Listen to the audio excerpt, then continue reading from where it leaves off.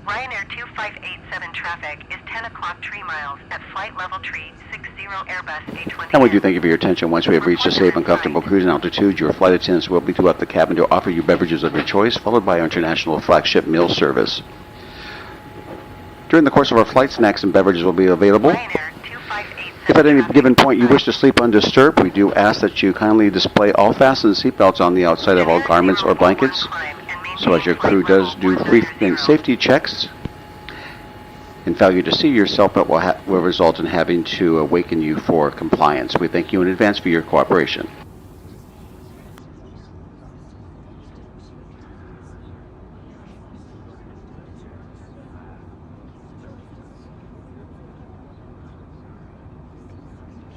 Air and hashtag 91, 52 and hashtag 93. Generic 041 climb and maintain flight level 190.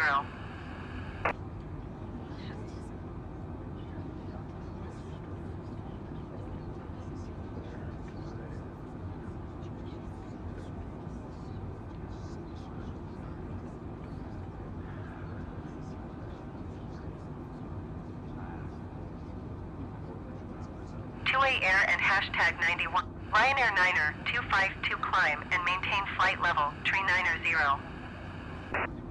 Generic 041 climb and maintain flight level 190. American 45 contact breast center on 124.8. Good day. 124.8 for American 45. Is a CNBC original production. Tonight, an extraordinary look behind the scenes at the world's biggest airline. For one intense week, CNBC cameras go behind closed doors at American Airlines to places you've never been and aren't allowed. American 1 Heavy 3-1 left, cleared for takeoff. With exclusive access, correspondent Peter Greenberg reveals the secrets of an industry. How many different fares a day are you updating? Find out why you paid a bundle for your ticket, while the guy sitting next to you got a bargain. And see what really happens to your luggage after you've checked it. Meet the Olympic champion who's also a world-class frequent flyer. And the guys who overhaul a $50 million aircraft right down to the rivets. American Airlines, shaken to its core by an act of terror and transformed along with an entire industry. When I started flying in 1970, they issued me little white gloves. Today, I'm issued handcuffs. 4,000 flights a day, 2 million passengers a week, and more headaches than you can count. All departments. Ramp is closed due to lightning in the area. The ramp is closed.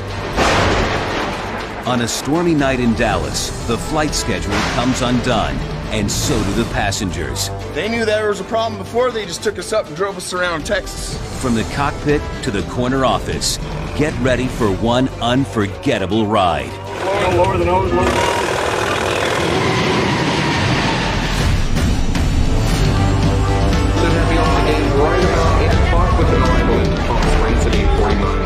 American 1 Heavy, maintain 17,000, contact New York Center 134.6. Have a good day. 34.6, American 1 Heavy, good day. Now, the CNBC original documentary, Inside American Airlines, A Week in the Life.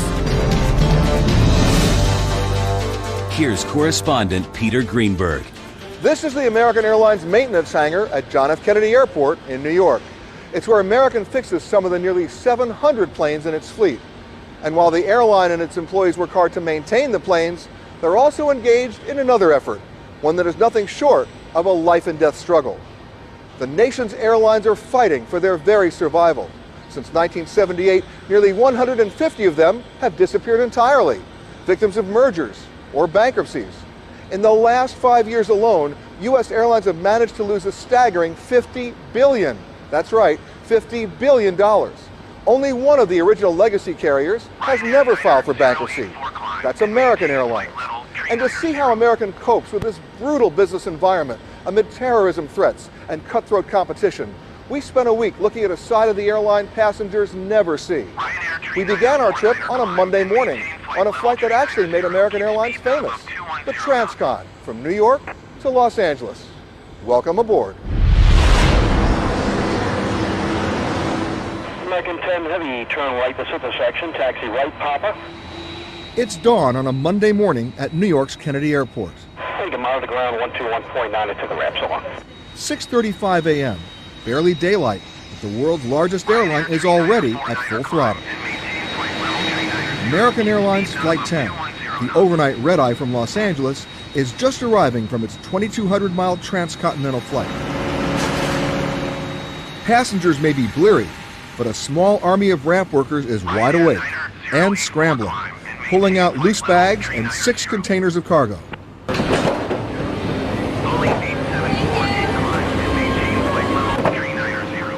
At the same time, cleaning crews rush on board the moment the cabin is empty, literally tearing into their jobs, which includes looking for anything that could be used as a weapon.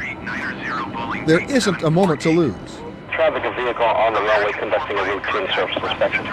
By 9 a.m., this Boeing 767 must be ready for takeoff once again. Are you guys looking good for an on-time departure? Going to 120.15 This time as American Airlines Flight 1, the New York to Los Angeles Transcon. Center American 45 flight level tree 60. Probably going to use 060 to broken plane. You have your backpacks, you have your hoodies, you have your... With ever tighter security, check-in takes time. And with 2 hours to go, many of Flight 1's passengers are already arriving.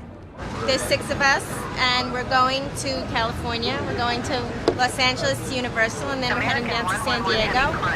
Okay, we'll see you at the plane. I'll see you at the plane, Greg. Flight 1's pilots are also arriving. Captain Greg Peterson, who's flown with American for 22 years, checks the day's route to Los Angeles. The tops of the weather here, these are the tops of the thunderstorms in that area. And like I said, we should be north of that. We'd like to go south because of the winds, but the weather won't really let us do that to get a good ride because, of course, we want to make a comfortable ride for the passengers and for safety. So we'll have to stay north, which will put us a little bit more in the winds, which is making us a little bit late. It is an hour and 20 minutes before departure, and a technician is starting to fill Flight 1's fuel tanks. The question is, how much to load? This Boeing 767-200 can carry more than 20,000 gallons, but it won't need nearly that much to reach LA. Jet fuel is not only expensive, it's heavy. So the trick is to carry enough for safety, but not so much that they waste it by hauling excess. 7:45 a.m. Captain Peterson calls dispatcher Daryl Newman, 1,200 miles away at American's sprawling SOC, its Systems Operations Control, in Fort Worth, Texas. They have to talk about Flight 1's fuel load. What I've done with your min takeoff is added, I got you $3,000 additional fuel. Just in case of the delays and with all the stuff going on with LA, could I do another 1,500 there? You want 15 extra? Okay, I can do that.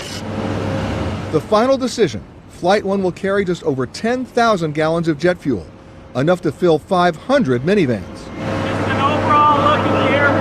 With 1 hour to go, it's time for an aviation ritual dating back to the Wright brothers, the pre-flight inspection. Dan Rattay is Flight 1's first officer and co-pilot. We're looking for general things, fluids, oil, maybe lines that might have come loose. Overall things that would really stick out as that's not right, we need to get it fixed. The plane passes the inspection. Today, our 767 looks great. Especially considering its age. American has one of the oldest fleets in the industry. This particular wide-body, tail number 325, was delivered new to American in 1986 with a sticker price north of $120 million. In those 20 years, this workhorse has gone through 37 engines, 680 tires, 5 entire sets of seats, and it's flown more than 30 million miles, about the same distance as 60 round trips to the moon. It has carried more than 1.5 million passengers, including the 159 headed to LA this morning. For every boarding pass, there's a story.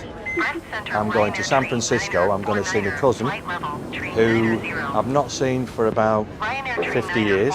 50 minutes until takeoff. Captain Peterson briefs the 11 flight attendants. There's a VIP departure out of LaGuardia about the time we leave, so we could have a departure delay on the ground here. We're full, full, and full. We have 2 wheelchairs, and we will have a deaf passenger in 29H. We thank you very much for waiting and welcome you to American Airlines Flight 1 with service to Los Angeles. The price of admission in coach this morning varies wildly, from $159 to more than $900 one way. You're all together. Go straight down the aisle. Our flight cannot leave the gate until all overhead bins are closed and all passengers are seated. At 8:45, the last containers are being locked in place. At 8:52, 8 minutes before departure, ground crews shut the cargo doors. Ground and cockpit. We are locked and secured downstairs. Okay. The pilots are locked and secured too, behind reinforced doors, just like they've been on all U.S. airliners since shortly after 9/11. And here comes the right. Today's cockpits are strictly off limits, but not to us, not on this flight. We were granted extraordinary access and allowed to place cameras on the flight deck. They provided a rare look at a profession where people have hundreds of lives in their hands every day. At 8:55, the cabin door is shut. Trip 1, your crew to start one of your engines at the gate. Copy? Thank you. Clear to start. With that, Flight 1 is on its way. And Kennedy Ground, American 1 Heavy, November Charlie, ready to taxi. Sorta. American, I follow your company Airbus. He's right there off your right side. Follow the company Airbus. Okay, we'll follow company Airbus, American 1 Heavy. Traffic at JFK is heavy this Monday morning, and traffic controllers tell Flight 1 to get in line. American 1 Heavy, at taxiway Gulf. You'll follow British Airways to 747, towers 19-1. Hello. Okay, we'll follow British Airways at Gulf, tower 19-1, American 1 Heavy. 9:20 a.m., and it's hurry up and wait. Currently about 9 aircraft ahead of us, so should be on our way in the next 15 to 20 minutes. Traffic, like weather, is one of the many things American can't control. But a few minutes later, Flight 1 finally gets the green light. Thanks. American 1 Heavy, 3-1 left, clear for takeoff. Clear for takeoff, 3-1 left, American 1 Heavy.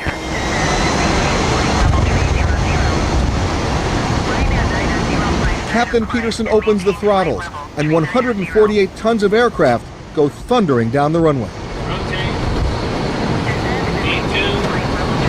The 767 covers 6,000 feet of concrete, going from 0 to 155 miles an hour in less than 45 seconds.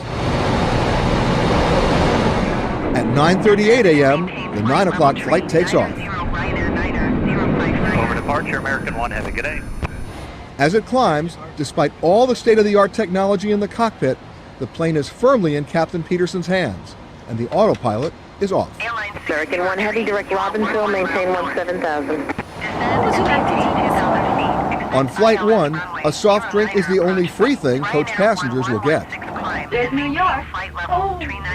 It's a far cry from the old days, when the Transcon was the glamour flight. Movie stars, radio entertainers, all aboard. The route upon which careers and dreams were built.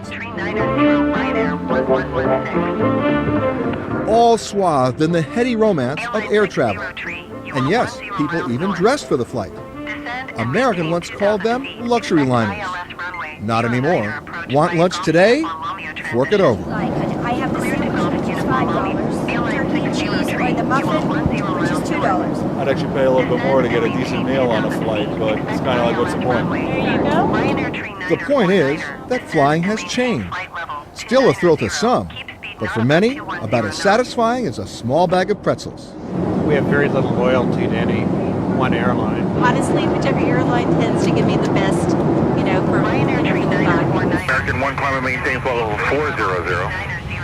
At 40,000 feet, there is also a whole new world of security concerns, especially, says Purser Cindy Leitner, on the Transcon. You're talking about a flight that's going to go across the country. It's a big airplane with lots of people, full of fuel. And it's, LA, New York are high-profile cities. In fact, you'll find all of the industry's troubles carried inside this one fuselage.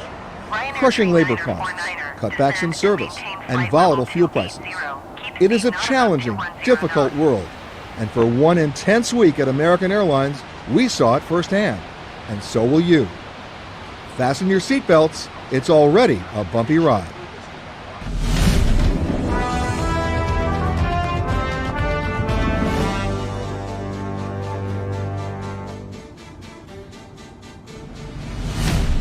Coming up, CEO Gerard Arpey pilots American Airlines through turbulent skies. You know, all you have to do is read the newspaper to see what's happened to the industry since 9/11. Plus, a former CEO has a tip for investors. No, I've never invested in any airline.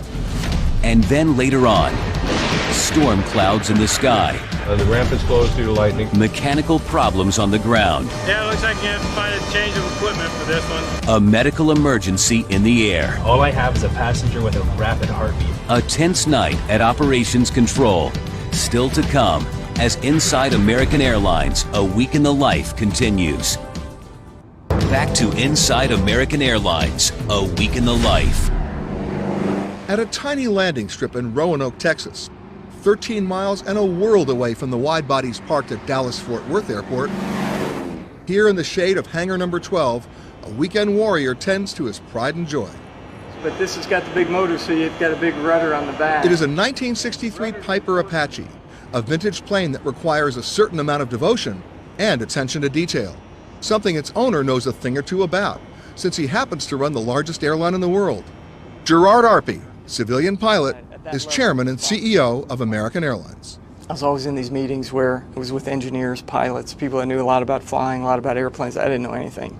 But I was at a mid-level nominally in charge of this stuff, so I thought, goodness sakes, I should know more about this. More about the process? Yeah, more about airplanes and flying than I do. So I didn't realize, that I would just become captivated by the whole experience. And the great thing about it for me, when you're flying an airplane, it's really hard to think about anything else other than flying that airplane. With his wife Lisa, a pilot herself, and their 3 kids, including a daughter nicknamed Bird, the Arpeys are a fearsome flying family of 5. Put your seatbelt on and your headset. They all know the drill. Start the props, taxi down the road, and they're cleared for takeoff. I was in my late 20s and just decided I wanted to learn, and I never really imagined that I would become as passionate about it as I have. Either fortunately or unfortunately, I was infected with the airline bug at a very young age. My dad worked for TWA in the 1960s, so my earliest memories go back to my dad working in Manhattan at TWA's headquarters. Arpey has never shaken that bug he caught as a child. He helped pay for college loading bags for Delta at $168 a week, and took a job with American after earning his MBA.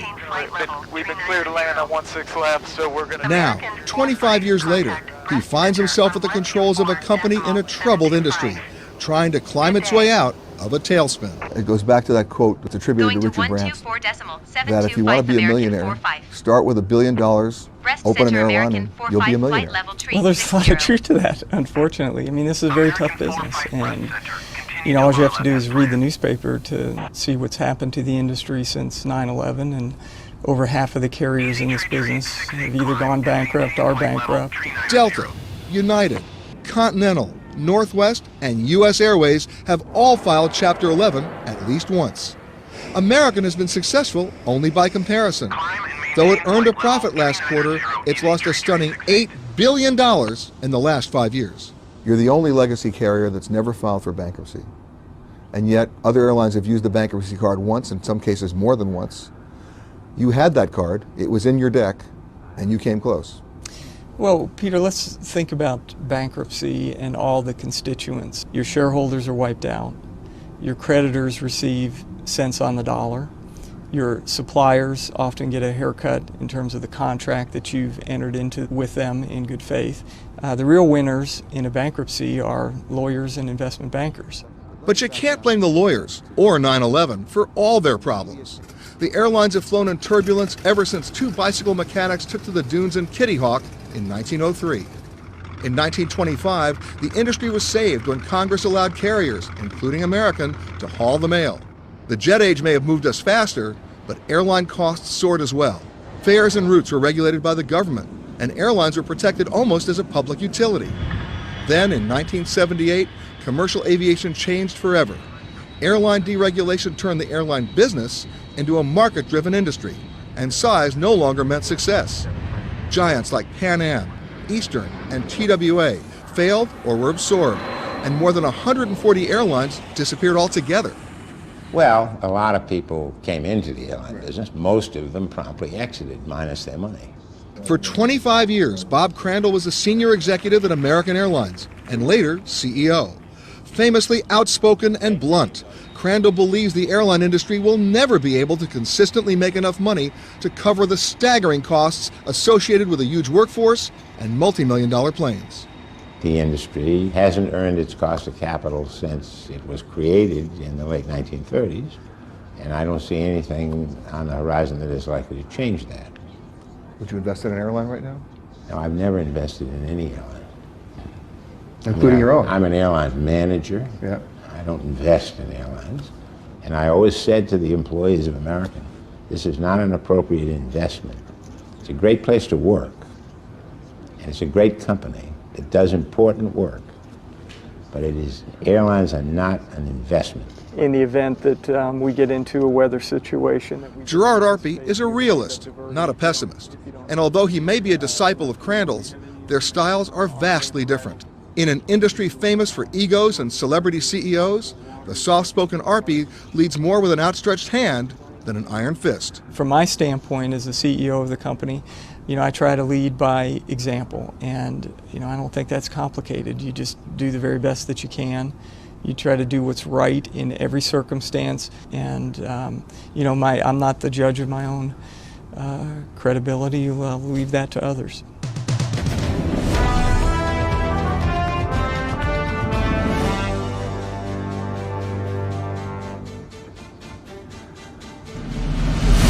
Coming up, anger management. If we don't get along, we'll turn by the way of a United that goes bankrupt or Delta that's in bankruptcy.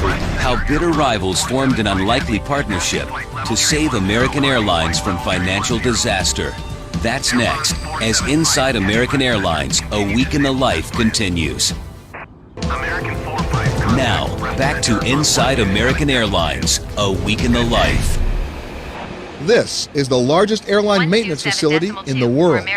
Owned and operated by American Airlines, it sprawls over 300 acres in Tulsa, Oklahoma. At 6 a.m., the airline mechanics are rolling in. Almost 7,000 people work here, making American the largest private employer in the entire state. You won't see these workers when you board your plane. They toil far from any major hub. And while they fix everything from engines to brakes, they're also unlikely actors in a very real corporate drama. For 60 years, management and labor have been at each other's throats. Now, they are at each other's mercy. CEO Gerard Arpey. We're going to have to constantly work at it. We're going to have problems along the way. We're going to disagree. But we're going to hopefully stop burning the house down that we have to live in. It's a house that almost blew up in 2003.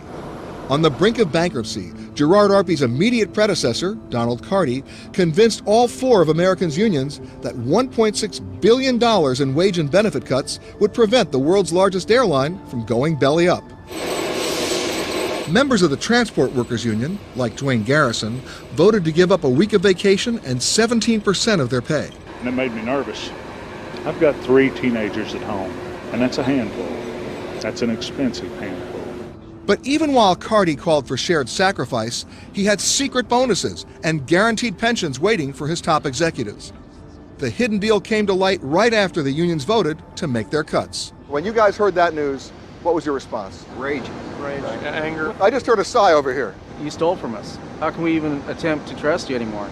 I'm here tonight to apologize. Carty was toast. He ignited a firestorm of fury within American's 4 unions, and it cost him his job. Gerard Arpey was thrust into the role of CEO and peacemaker. He had to transform the company down to its roots and convince the guys on the line to trust him. The management had to change, but the unions had to change as well. We wanted them to think and act like our business partner. So how did you turn them around? Well, what we did is to elevate the debate, to look at the facts, to look at the condition of the company, to look at all the debt we had taken on and make all of us confront reality. Did you show them the books? And of course we did, and we've continued to do that, and we do it every month. Look, Peter, this has evolved over time. It's an art. It's in many ways like a marriage. In Tulsa, it was never a love match between management and labor. between Carmine Romano, American's vice president of the maintenance base, and Dennis Burchett, the president of the local transport workers union.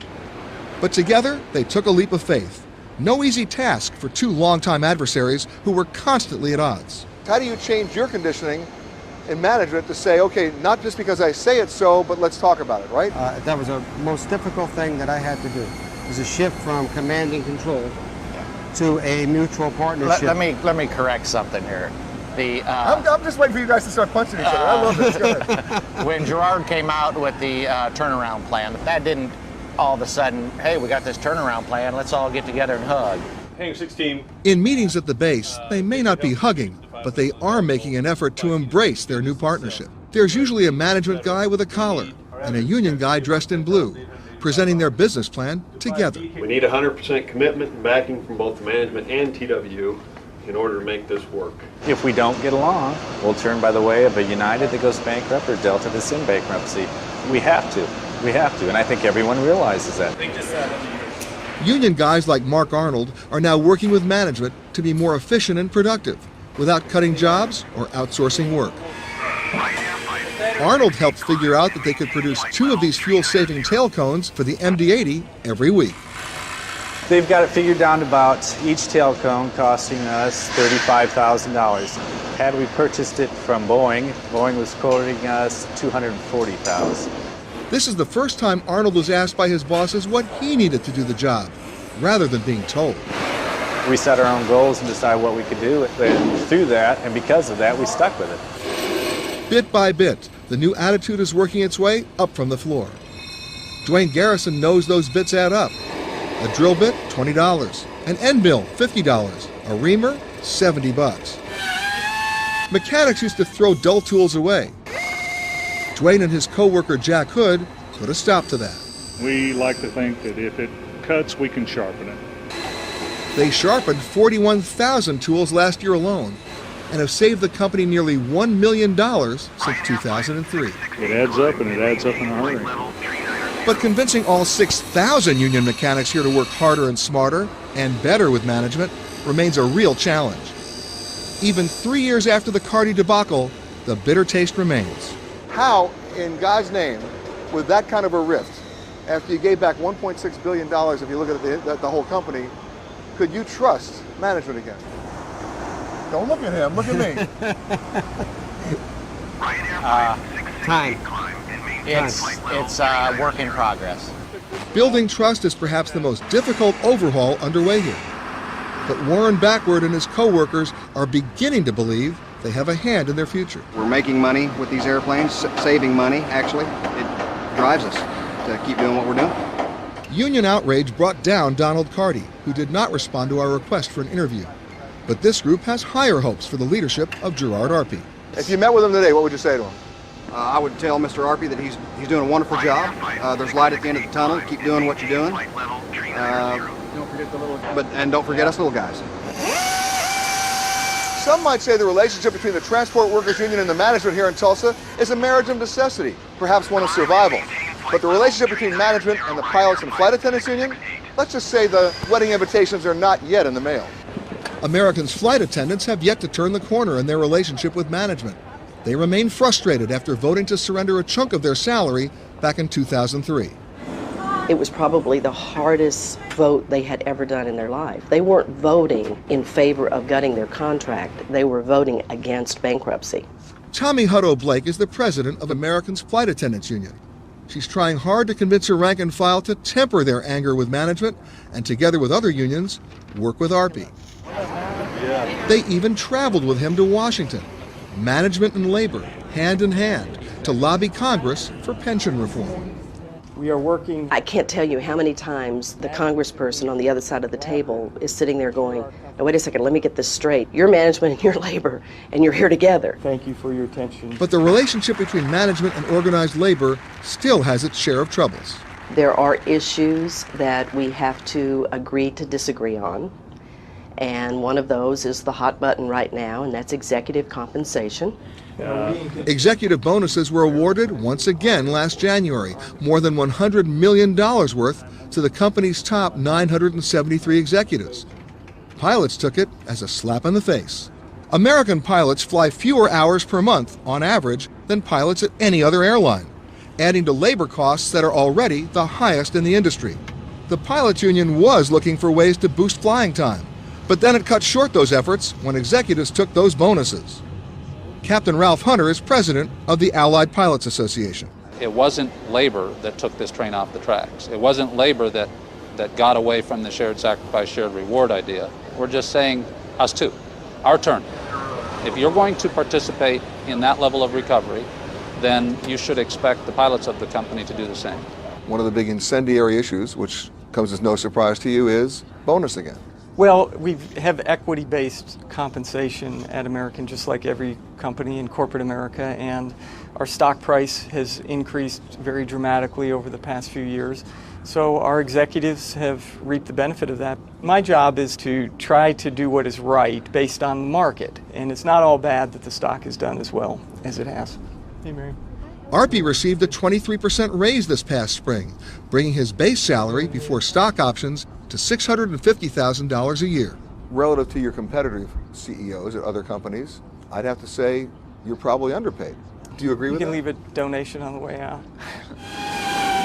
The guys on the floor don't begrudge Arpy or any other executives getting paid whatever they're worth. But these so-called business partners want their piece of the pie. You've got the guys in the suits that make the decision that gets your gains from performance, when the actual performance is being done by us on the floor. So we're doing the work and they're getting the bonuses. It doesn't sit well. I talked to your guys on the line. What do you think they're saying to me? Where's ours? Give me some. Yeah. What are you going to do? Our collective bargaining agreement ends is open for renewal in 2008. My goal is to fill this company's pockets full of money. And then when 2008 rolls around, I want to stick my hands in their pockets.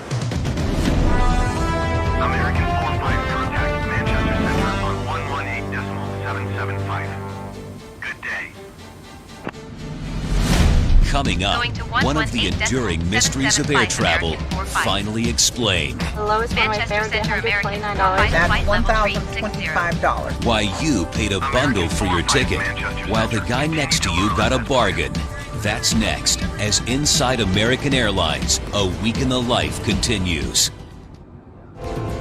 We now return to Inside American Airlines, a week in the life. The lowest one-way fare would be $129.30, and that would include... That's $1,025. Round trip would be $744.60. We're looking at $4,622.60. Listening to American Airlines reservations agents and the enormous array of prices and fees is enough to give you altitude sickness. So it's a $100 change fee plus the difference of fare, which is $154. Of course, if you book it with me, it will be the $10 reservation service fee. They handle about 230,000 calls a day. But with ticket prices up roughly 13% over the past year, many travelers are looking everywhere for bargains, even online. American's website boasts the lowest fare guarantee. But what are you likely to find? The same baffling hodgepodge of prices. $288? Wow! Where did that come from? I usually pay $450. Christina Tronson actually did get her deal on a round-trip ticket from Hartford to Dallas on AA.com. She makes the journey several times a month, from her home in Connecticut Put your hands in the air like a roller coaster. to her office in Texas. Go over the tour bus schedule. Her latest find, that $288 fare, is one of the lowest she's seen. And the most? $1,100 for the very same seat. It's not just that ticket prices vary from day to day. As experienced travelers know, prices can vary from seat to seat, and on the very same flight. Can you get you some water, orange juice, or champagne? It's understandable that first class costs more than coach. But what's more annoying than finding out, when you're sitting in seat 23A, that the guy sitting in 23B is traveling on a ticket that costs hundreds of dollars less than yours? A little later, we'll show you one particular flight and tell you exactly how much each passenger paid, and the range of fares is astounding. Let me write that. It may not make sense to travelers, but it makes perfect sense, dollars and cents, to the airline. American's former CEO, Bob Crandall, explains. Because you know from experience that somebody will appear at 4:30 who wants to go at 5 o'clock, and you put a price on that to reflect the value of that last-minute transportation. So all of the carping and yapping and yelling about the fact that this guy in this seat paid a different price than the guy in this seat has always struck me as foolish. Of course he did. You bought it at different times, and therefore it had a different value. Though Crandall defends the system today, back in 1992 he tried to change it and introduced a program called value pricing that involved only 4 fares for any given flight. We've simply decided that we need to change the way we do business. When you came out with value pricing, some would argue that was not a success. Well, in fact, it was a huge success. That is, only until competitors undercut American with lower prices, forcing the airline to give up value pricing. So today, it's back to the more complicated system. Scott Nason is American's pricing guru, the vice president of revenue management. Now, revenue management, most passengers have no idea what that means. And people, even in the industry, look at it as like the dark science. Well, it's pretty complicated. As seats get sold and as cancellations get made, the selling fare can change automatically. In addition, I have a staff of people who are looking at the flights and using their own judgment to modify what the computer thinks and either changing the value so that the fare goes up or down. How many different fares a day are you updating?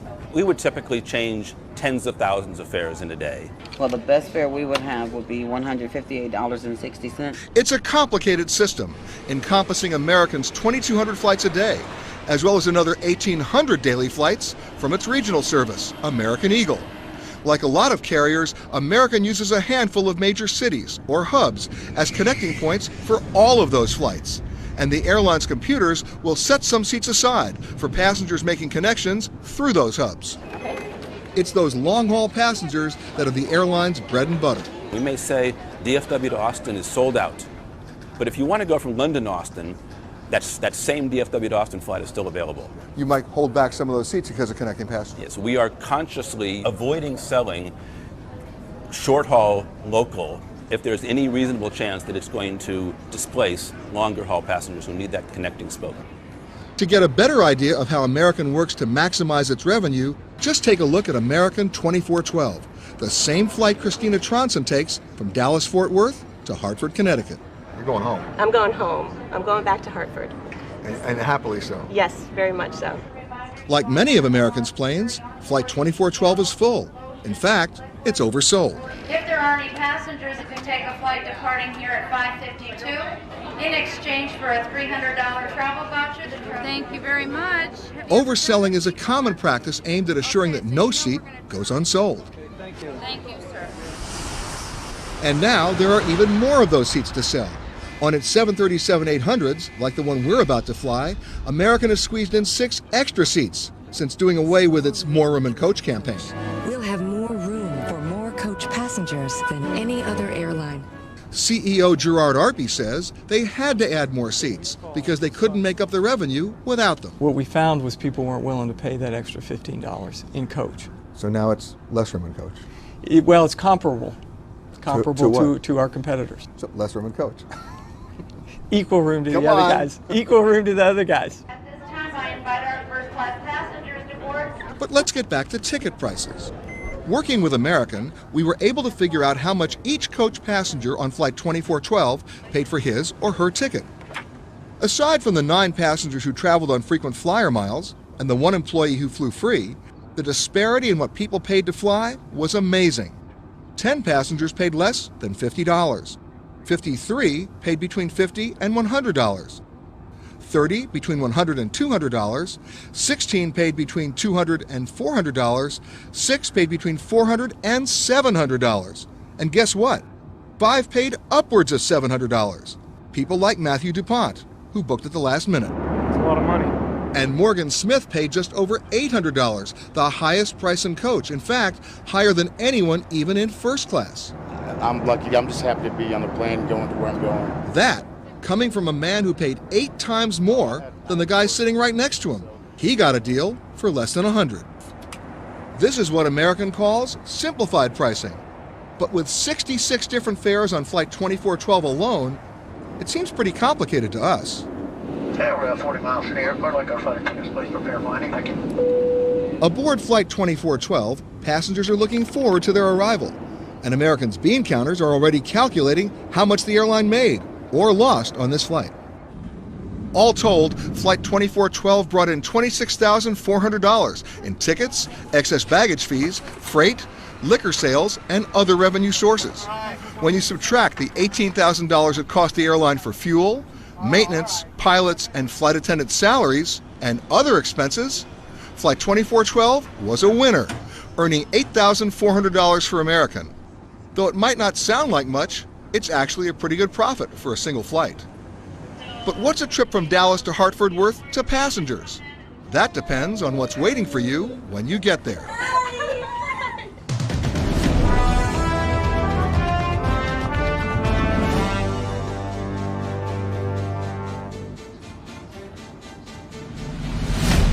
Coming up, storm clouds in the sky. The ramp is closed due to lightning. A medical emergency in the air. All I have is a passenger with a rapid heartbeat. A tense night at Operations Control. Next, as Inside American Airlines, a week in the life continues. Now, back to Inside American Airlines, a week in the life. They have a light illuminated in the cockpit, and it is requiring a maintenance check on it to see why it's lit. What's the problem? It's 6:45 p.m., and a tiny light in an MD-80 is the only thing keeping Flight 410 from leaving Gate C2 in Dallas for Palm Springs. So in 30 minutes from now, they should have some type of idea whether this aircraft is good for departure, if they can extinguish the light, if they can replace a part or whatever to make the light go out. On the ramp, the area where the planes load and unload, warning lights are usually a quick fix. But not tonight. Maintenance technicians find a nasty surprise underneath Flight 410, dripping all over the ground. Bad service. Came out here with one problem, found a different problem. Got a hydraulic leak. Tower working Charlie 2. Yeah, it looks like you have to find a change of equipment for this one. This one's going to be out of service. Oh no, out of service. All right, so new equipment. Start looking. Thank you. It's now 7:15 p.m., and in American's Dallas-Fort Worth ramp tower, controller Jackie Vick's night is getting busy. Hey, I just want to let you know, 79 London, can't open the forward cargo compartment. Maintenance is on the way out. This had been a quiet afternoon, both in the ramp tower, where they conduct the ballet of more than 500 daily DFW arrivals and departures. They were rerouting stuff leaving here all the way up over Memphis going east. And at Systems Operations Control, or SOC, where they coordinate the staggering logistics of American's worldwide range of flights. We'll be looking for the radar update from Miami, okay? But a puddle of hydraulic fluid is the first sign that this evening is going to be a rough one for everyone. Now it's up to Operations Coordinator Carl Bigdahl at SOC to find a replacement airplane for Palm Springs or cancel the flight. We had an airplane that was supposed to stay overnight in Dallas, which we just moved up to cover 410 to go to Palm Springs. We have a new airplane. It's on the ground pulling into C-27 here in a couple minutes. Oh yeah, I'm happy about that. Flight 410's passengers now have to be moved to a new plane at a new gate, and tempers are starting to fray. 2 weeks, same airport, same problem. American Airlines keep on changing the gates, and they won't advise, the passengers. I mean, it's really bad. That's what it's like flying today. You never know. Moments later, the evening throws its next curve. Hey, 2211, Dallas, Portland, air interrupting back. This is Tim's 2211. Flight 2211, another MD-80, has been air interrupted. It just departed for Portland, and now it's turning around in midair and heading back to DFW. At SOC, dispatcher Tim Kennedy has just learned from 2211's pilots that both air conditioners are broken and the plane is heating up. For him to control the temperature in the cabin appears to be stuck, and it's getting very, very hot, above 90 degrees in the cabin. And it's almost a 4-hour flight from Dallas to Portland, and that's not going to be acceptable. For the second time in half an hour, Carl Bigdahl starts looking for a replacement plane. Yeah, let me see if he's any good. That one might do it. Yeah, let me see if I can get that one. For American's employees at SOC, Tower bar. In the tower, we appreciate everybody's patience tonight. At the gates, and on the ramp, unexpected problems are part of the business. 556 on Charlie 2 from Gate Control. They also know when trouble comes, it comes in bundles. And 2 minutes later, that's exactly what happens to Flight 2211. Word comes from the pilot that a passenger is having a heart problem. Well, our air interrupt now has medical emergency on board also. All I have is a passenger with a rapid heartbeat. I don't even have a sex on the passenger. Not much information, just a rapid heartbeat. But it's unknown whether they've used the onboard oxygen, so.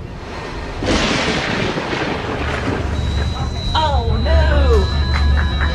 There it is. Closing down? Yep. If things weren't bad enough already, Mother Nature adds another layer of problems: thunderstorms. Attention all departments, the ramp is closed. Ramp is closed.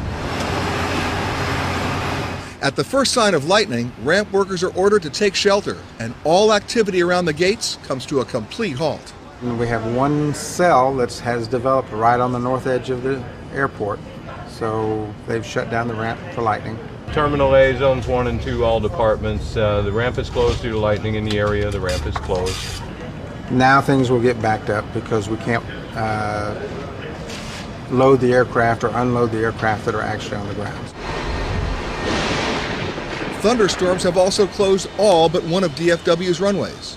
That immediately makes it tougher to land 2211. All right, 13 right's our only runway, so if he shuts it down, we're done. And he's overweight. Overweight because the flight hasn't had time to burn off its 4 hours worth of fuel. Planes landing too heavy can overheat their brakes and as a precaution can't be towed to the gate. They also have to be met by emergency vehicles. He's landing on 13 right, which is our only runway. Should be on the ground in 1 minute. Okay, he's down. Hey. He is going to taxi? Okay, good. Flight 2211's pilot determines his brakes aren't too hot and he can safely taxi to the gate. Once there, paramedics check the ill passenger, who turns out to be fine. For most, it is just one more bump to take in stride. The captain kept us advised. It was not a problem. It was uncomfortable, but it was not a problem. But while lightning continues around the DFW ramp and 2211's hot, exhausted passengers start moving to a new gate, some tempers finally reach the boiling point. No air, face tingling, people ready to pass out. They knew there was a problem before, they just took us up and drove us around Texas. That's ridiculous.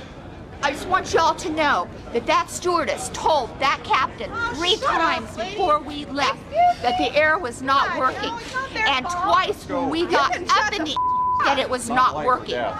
Moments later, the frustrations of a long, grueling evening have boiled over into a fight between two passengers.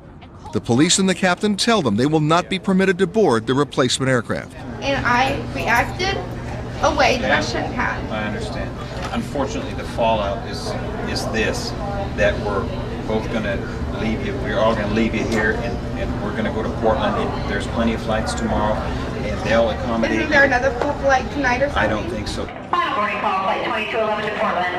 By 8:45 p.m., Flight 2211 is reboarding.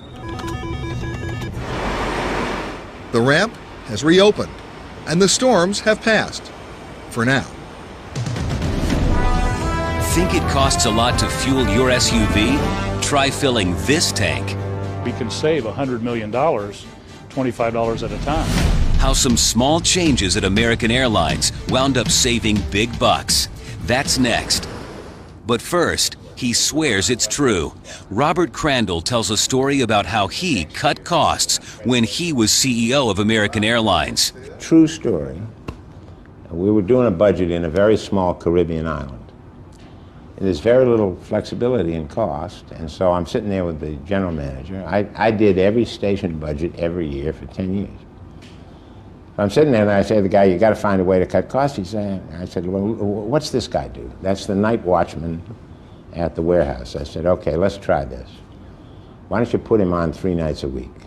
The thieves won't know what night he's on, what night he's off. Well, I think we're going to get a lot of theft, but I'll try it. He did go back the next year. What can we do to cut costs? I said, well, look, you've got this night watchman here, this part-time night watchman. I said, why don't you put up a sign, put a dog in the warehouse. Savage dog. Fire the watchman, put a dog in. The guy said, oh, God, I don't know. He did it. Next year, no theft.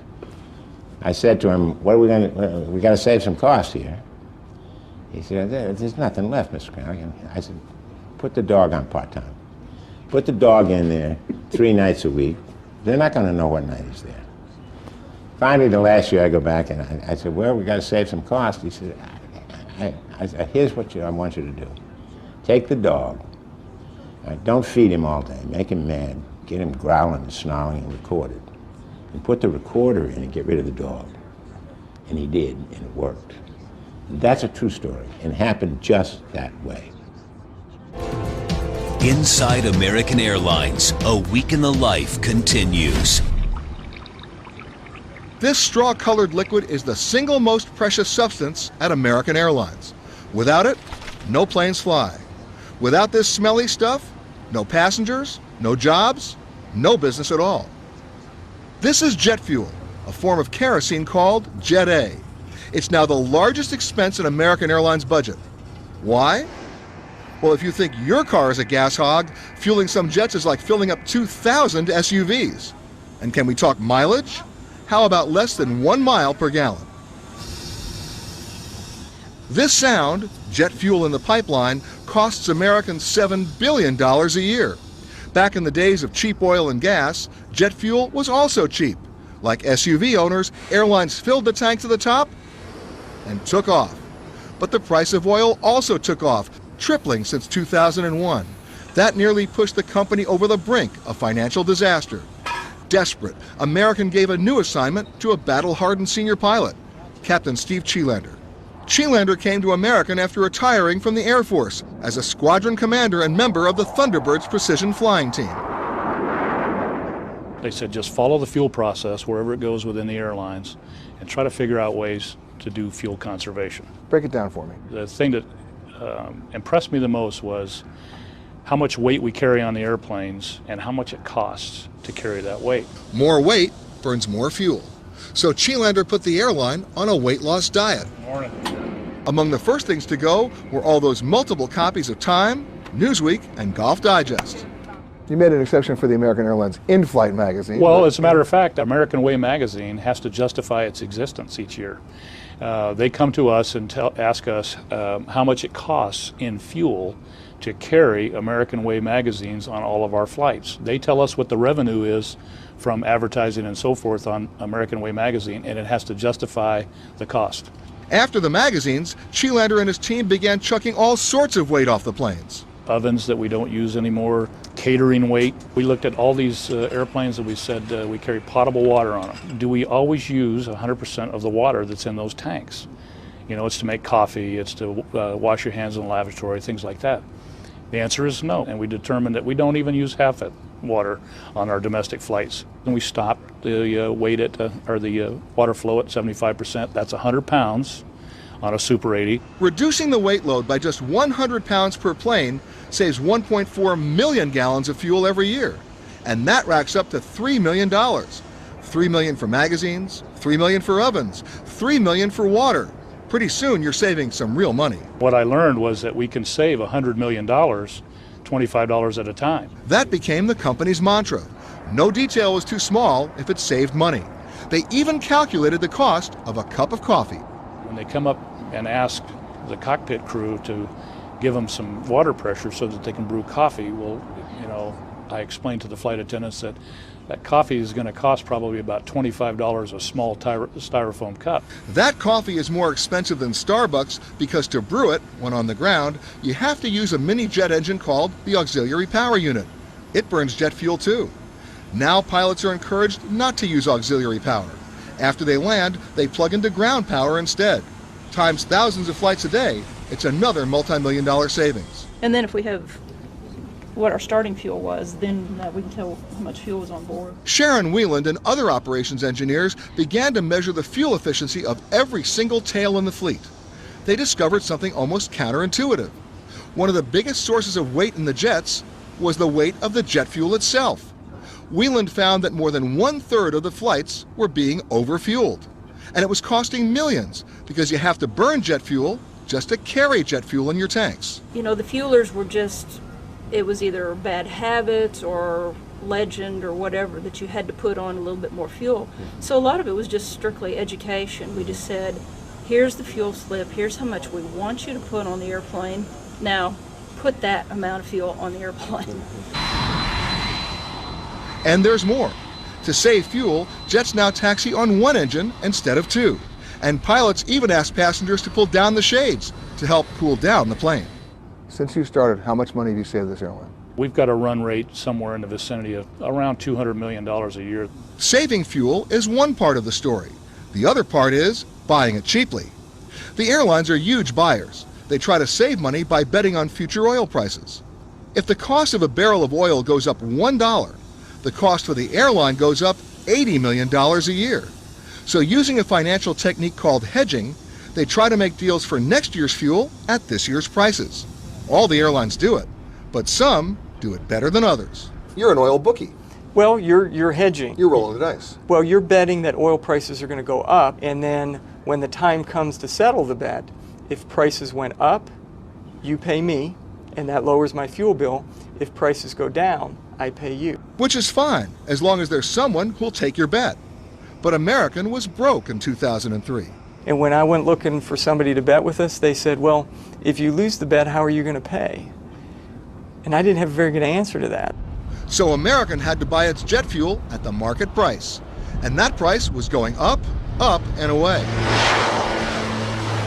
Today, the airline is hedging again. But the price of this year's fuel and next year's bet is much higher than before. You're hedging now in the $60, $70, $80 a barrel range. And if prices go up from there, those bets will be in the money. If it goes down, you end up paying.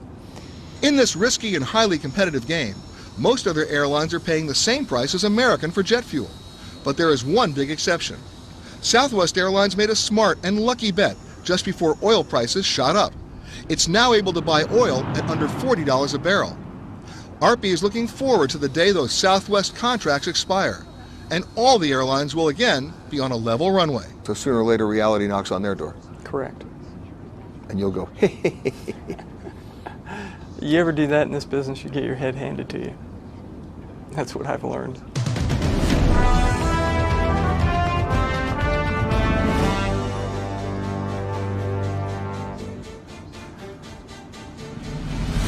Coming up, go inside the belly of the beast. If you ever saw what it looked like when it was in pieces, you would never get back on one. How they rip a plane apart to make sure it stays together in the air. But first, the lasting impact of 9/11. When I started flying in 1970, they issued me little white gloves. Today, I'm issued handcuffs. That's next, as Inside American Airlines, A Week in the Life continues. We now return to Inside American Airlines, A Week in the Life. Tucked away in this courtyard on the grounds of the American Airlines Flight Academy in Fort Worth, Texas, is a humble marker for a monumental tragedy. A memorial honoring members of the American Airlines family killed in the 9/11 terror attacks. 13 of American's people were among the 92 killed aboard American Airlines Flight 11, which was flown into the North Tower of the World Trade Center. 11 members of the American Airlines family were among the 64 who perished when Flight 77 slammed into the Pentagon. Even now, American Airlines is struggling to come to grips with that fateful day. And reluctance to talk about it starts at the very top. CEO Gerard Arpey. Tell me what you did that day. Well, I was the head of operations that day, and I mean, what time did you get up that morning? What time did you get to work? Well, Peter, quite frankly, I was in the middle of those events, and I don't want to glorify that day. And yet there was a day that you had to take command. Yeah, it was. And that's important for the story. Well, along with a number of my colleagues, we were, overtaken really by events that began with a call to me first thing in the morning that we had a potential hijacking. We ended up first ground stopping the Northeast, no more takeoffs in the Northeast. We eventually ground stopped the whole airline as events were unfolding, so we said no more takeoffs, and then eventually made the decision to ground all of our airplanes. You were the highest ranking officer there? Yes. So it was up to you to make that decision to put everything on the deck? Yes. And you actually did that before the Department of Transportation or the FAA did it? Yes, we did. It was an unprecedented decision. Soon, every American Airlines plane was on the ground. And then, the enormity of the tragedy began to sink in. You lost a lot of people. You lost passengers. It's changed our whole way we travel. Give me an idea of how it changed just for American itself. We don't talk publicly. You, of course, experience a lot of security measures when you travel, but there's an awful lot of stuff that goes on behind the scenes that we don't talk about. Bend that elbow, attack. They don't talk about it, but they did give us a rare peek behind the scenes at their flight academy. This may look like some kind of bizarre couples therapy. Take a step towards this direction, attacking with this arm. But what you are actually witnessing is a self-defense class that is part of Americans' mission to defend the cockpit. Try to keep distance between you and the attacker. The scenarios they prepare for are part of the post-9/11 landscape, Start all the way down, come all the way up. where flight attendants and pilots train to defend themselves against someone trying to take over the aircraft. When people ask me how it was changed, I say, when I started flying in 1970, they issued me little white gloves. Today, I'm issued handcuffs. Tommy Hutto Blake, head of Americans Flight Attendants Union, says the new responsibilities have taken a heavy toll on the rank and file. We now were the front line of defense, pure and simple. Once the doors became truly fortified for the cockpit, we're it. And that does add, needless to say, to stressors at work. That stress level has gone sky high. The new anti-terrorism training has added to what were already substantial duties. Each year, flight attendants come to Americans Flight Academy to be drilled on fighting an onboard fire, We don't see any breathing. resuscitating a heart attack victim, So now you're going to give your breath. 11, 12, 13, 14, 15, 16, 17, 18. and evacuating a jumbo jet that has crashed into the water. Try to hold on to the sides of the life raft. 20 degrees. No, lower the nose, lower the nose, lower the nose. And on simulators, pilots train for disasters caused by anything from severe wind shear to a lightning strike at 30,000 feet. Tower American 737s going around. Wind shear advisory. Pilots today can lose an engine and barely break a sweat. We pretty much have trained most of the fright, most of the anxiety out of this job. But for flight instructor Bill Burns, the fear of terrorism is another thing entirely. More and more of the fun of the career is taken away because of the responsibilities that we now face. As captains, we have to be ultimately aware of everything that's going on the airplane, the security issues, who's on our airplane, who our crew members are back there, do we have any special guests in the way of air marshals. Well, there's a lot more things to think about now.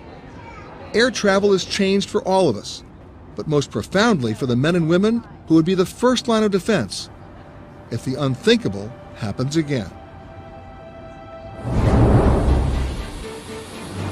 It's 10:30 at night here in Tulsa, Oklahoma at the American Airlines maintenance facility. Americans got more than 350 MD-80 jets like the one behind me. It's the workhorse of the fleet. And sooner or later, every single one of them comes through Tulsa. The plane behind me is in the midst of a heavy C check. That means they literally rip that plane apart, and then they put it back together again. It's an extreme makeover that happens to each plane every 4 years. This plane is being washed down in preparation for teardown. The sides have been sanded, and inside the airplane bolts have been loosened. So from seats to overhead bins, everything is ready to remove. Then this big silver bird is tugged into the first dock. By the time it rolls in, the hour is 4 a.m. I tell a lot of people that if you ever saw what it looked like when it was in pieces, you would never get back on one, but it's a tried and true. Danny Airy is on the first shift that rips these planes apart. He's helping haul the panels off the engine. After the scaffolding is pushed into place, it's amazing how quickly these birds get plucked. 130 seats come off, row by row. Carpets are torn up and taken away for cleaning. Sidewalls are loosened and lifted off. Insulation is pulled up and rolled back. And in under 2 hours, the plane is virtually naked, nothing but bare metal skin. Offloaded parts, like seats, are taken to a back shop for repairs and adjustments. John Keene says airplane seats are sorely misunderstood. We hear all the comedians talking about how we make them more uncomfortable. and how we dial them in so that we can add the additional hunch. It's not true. It all has a purpose. It keeps the customer safe. That all affects the weight and balance of the airplane, which makes a difference to the two guys who sit up front. Even well-balanced seats take a pounding. Tilted tray tables get recalibrated. Compressed seat cushions are replaced, and the seats are thoroughly cleaned. Wherever you could possibly think, and a lot of places you wouldn't expect it, you'll find gum. There's got to be a few times that somebody's traveled with toolboxes, because there's stuff that just shouldn't be taken apart, and we'll open it up and find gum inside of it. Back in the hangar, a hunt is underway for minute signs of fatigue in this aging fleet. Most of these aircraft are close to 20 years or more old, so they stand the test of time as long as you maintain them well. Even if they're well maintained, the old MD-80s are simply not fuel efficient, and at some point will have to be replaced. Jeremy Temple is testing and patching the landing gear. Aluminum corrodes, metal rusts, so we're looking for cracks and any signs of wear and damage of any sort.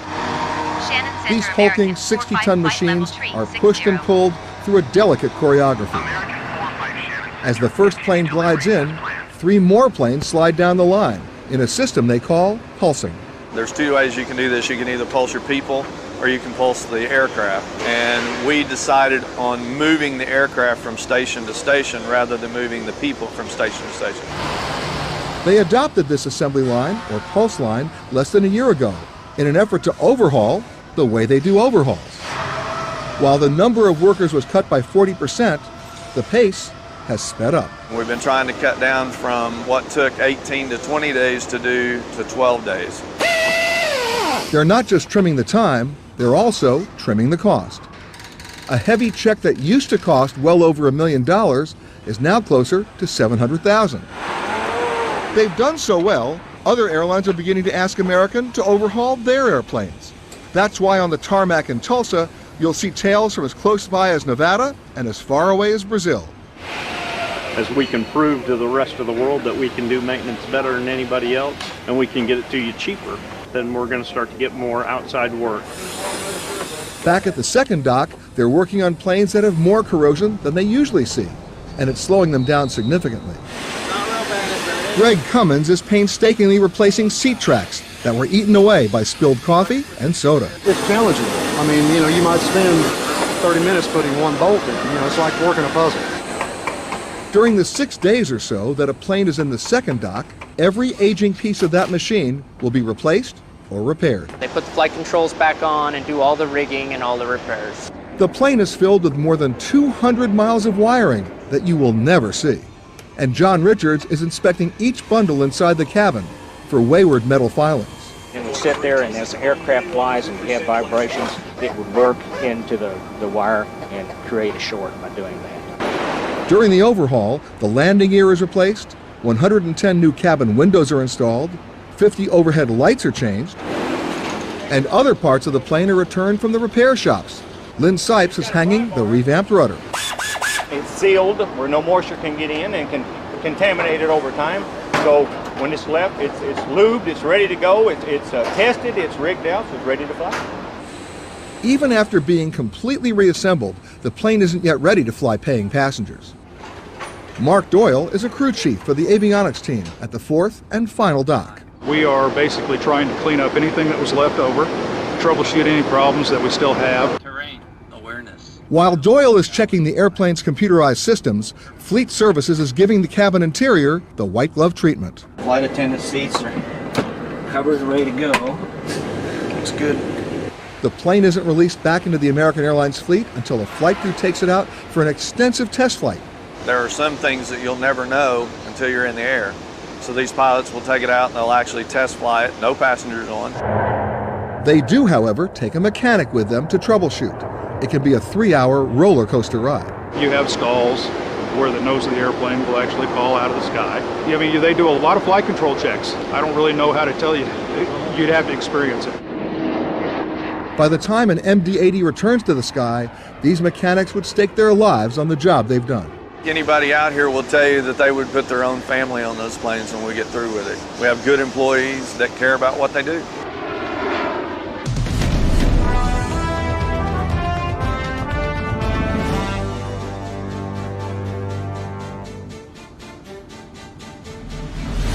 Coming up, 300,000 pieces of luggage a day. 99.2% of the time, those bags travel exactly as planned with the customers. So why are yours always the ones that get lost? There are bags backing up here. Plus, it travels with you on virtually every flight. It's right below your seat. But is it a threat to your safety? It's not a question of if it's going to happen, it's a question of when. That's next as Inside American Airlines, A Week in the Life continues. Now, back to Inside American Airlines, A Week in the Life.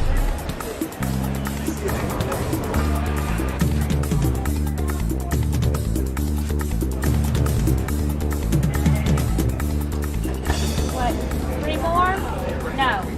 We had 7, 5 more. In Airlines We Trust, at least when parting with our bags at check-in.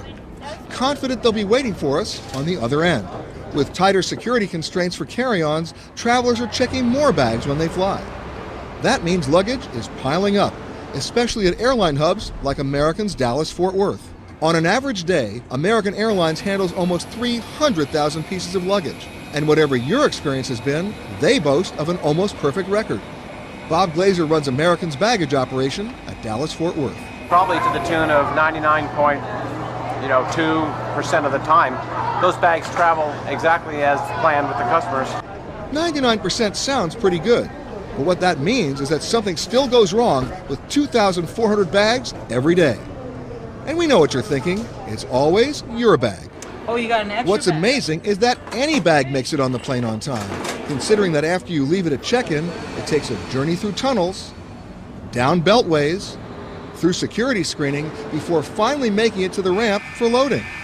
About 20% of the bags American handles each day come through the airline's hub in Dallas. American serves about 60,000 to 70,000 customers every day at the Dallas-Fort Worth Airport.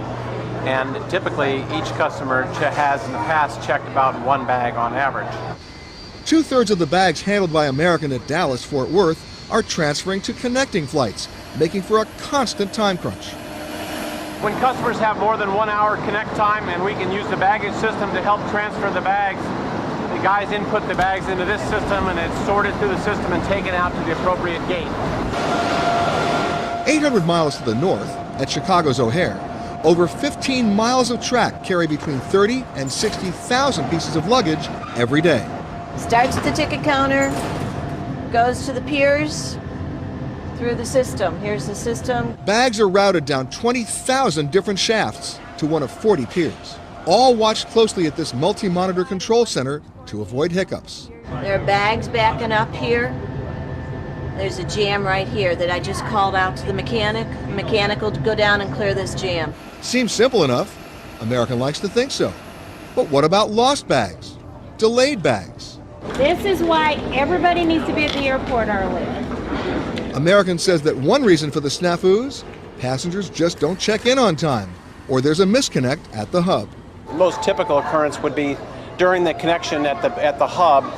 Perhaps we didn't have just enough time to get it unloaded from one plane, transferred and loaded on another airplane. Sometimes we run out of time just a little bit. TSA screening and customs procedures can also hold up a bag. But for the rest, it's a happy reunion. And that, for American's ramp teams, is all in a day's work. Average thing, every day, goes just like that. The American Riviera, Little Cuba, the Magic City, the 6th Borough, Cocaine Capital. There are as many nicknames for Miami as there are brands of sunblock. In little more than 100 years, a tropical swamp has become the 6th largest metropolis in the U.S. The launching point of the city's success? Miami International. In the 1990s, American Airlines dramatically enlarged its Miami hub, buying all the routes and gates from defunct airlines like Eastern and Pan Am. Now the airline is Latin America's dominant U.S. carrier and has earned the city of Miami another nickname, Gateway to the Americas. The airline transports millions of passengers a year through Miami, and something else, something very profitable. What it's carrying, in addition to passengers, is cargo. 360 million pounds of it each year on passenger aircraft. Virtually every time you fly, It's there in the plane's belly, just beneath you. Each day, 1 million pounds of cargo passes through this American Airlines warehouse in Miami. Flowers from Colombia, cooking ranges from Amsterdam, shoes from Madrid, even auto parts from Brazil, and at least one crate stamped with the name Jim Wilson. Jim Wilson, that's American secret code for caskets, occupied by cadavers. The airline ships scores of them each month to their final resting places. Caskets are small potatoes compared with the stuff that cargo ops generally deals with. This afternoon, Miami cargo manager Dan Agostino and his crew are prepping a 20,000-pound shipment for Dallas. This is for our flight 1945, which departs at 4 o'clock to DFW, and it's our 777 service. And what it allows us to do is connect traffic out of Latin America, along with local traffic, to our DFW hub and beyond. Right here is traffic that's going to Honolulu, suntan lotion, traffic that came out of Brazil this morning, which is machinery parts going to Dallas, leather for cars, and tropical flowers that came up from San Jose, Costa Rica yesterday to travel on to Dallas to go to Toronto, Canada. But there's more to airlifting cargo than just tossing stuff in the hold. Each pallet is barcoded, weighed, then packed into a container. Then the computer analysis begins. The containers are ferried across the airfield to the Dallas-bound 777. They're strategically placed in the belly of the aircraft to optimize balance and fuel consumption. What we do is we put each container into a load plan, okay? And that is in what position each of the containers and or bags is going to be loaded in the plane. By far, American's biggest cargo customer, through rain, snow, sleet, and hail, is someone you use every day, the U.S. Postal Service. Like this mail is coming from Kennedy, and it's going to go to Bogota. Right. Roughly about 200,000 pounds a day of mail. That's domestic and international. And that's all revenue for America? All revenue for America. Here in Miami, American is continuing a tradition that started in 1929, when Charles Lindbergh flew a Sikorsky S-38, inaugurating airmail service to San Juan. When you think about it, that's how the airlines got started. You got started hauling the mail. This is the first thing we were carrying. They get our highest boarding priority. This has to fly. This has to fly behind the bags. The bags always get boarding priority, but the mail flies next. We handle on average about 1 million pounds a day. So if my mail gets lost, I get to blame you guys. Come on, do it. We're a piece of that chain. You're a piece of the chain. And this is how it comes into us every day. Post office packs it, they give it to us, and this is how we transport it for them. Okay, now, stupid question. Who inspects it? This type of mail is not inspected. Then this whole process, this kind of mail doesn't get inspected? Correct. Okay. Or maybe it's not okay. It's not only the mail that goes largely uninspected, most of the rest of the cargo also goes uninspected. Less than 10% of all cargo on passenger airlines is screened. That's the same cargo flying along with you on the plane. For American Airlines, that means millions of pounds of freight each year are flown with little more than the word of the shipper that the contents are safe. The Transportation Security Administration relies on something called the Known Shipper Program, which allows only registered shippers in good standing to transport goods on passenger aircraft. There are many issues that are troublesome on the cargo side, particularly for aviation security. Captain Gary Betcher says TSA's Known Shipper Program is a disaster waiting to happen. He's a 21-year veteran of American Airlines and president of the Coalition of Airline Pilots Associations. The Known Shipper Program is a major contentious issue with the pilot group all across this nation. The program has about 1.5 million participants. To date, the TSA has only validated a third of those. You can have a legitimate known shipper that has an entity to that business that is not so legitimate. We don't know who's in the box, we don't know who delivered the box. Nobody knows who's come in and messed with the boxes, so it's just not safe. The TSA declined to discuss details of its cargo inspection procedures, but insisted to us that cargo is safe. American CEO Gerard Arpey also insists that cargo is safe and says his airline actually exceeds TSA's inspection requirements. When it comes to cargo, the argument's been made not about just American, but as an industry-wide system, that a majority of the cargo isn't inspected. Well, Peter, I think the better way to, at least the way that I would come at it is, there is a security regime in place for everything. There's a paradigm under which a lens of security that everything that touches an airplane goes through. Yes, it's true, not everything that goes on the airplane is X-rayed, but everything goes through a security paradigm to ensure that the wrong things don't get on the airplanes. Mr. Arpey said to me, well, we follow strict security paradigms from the government. What is a strict security paradigm? What does that mean to you? It's a lot of double talk, double speak, security sensitive information. I can't tell you what's going on because we don't want the bad guys to know.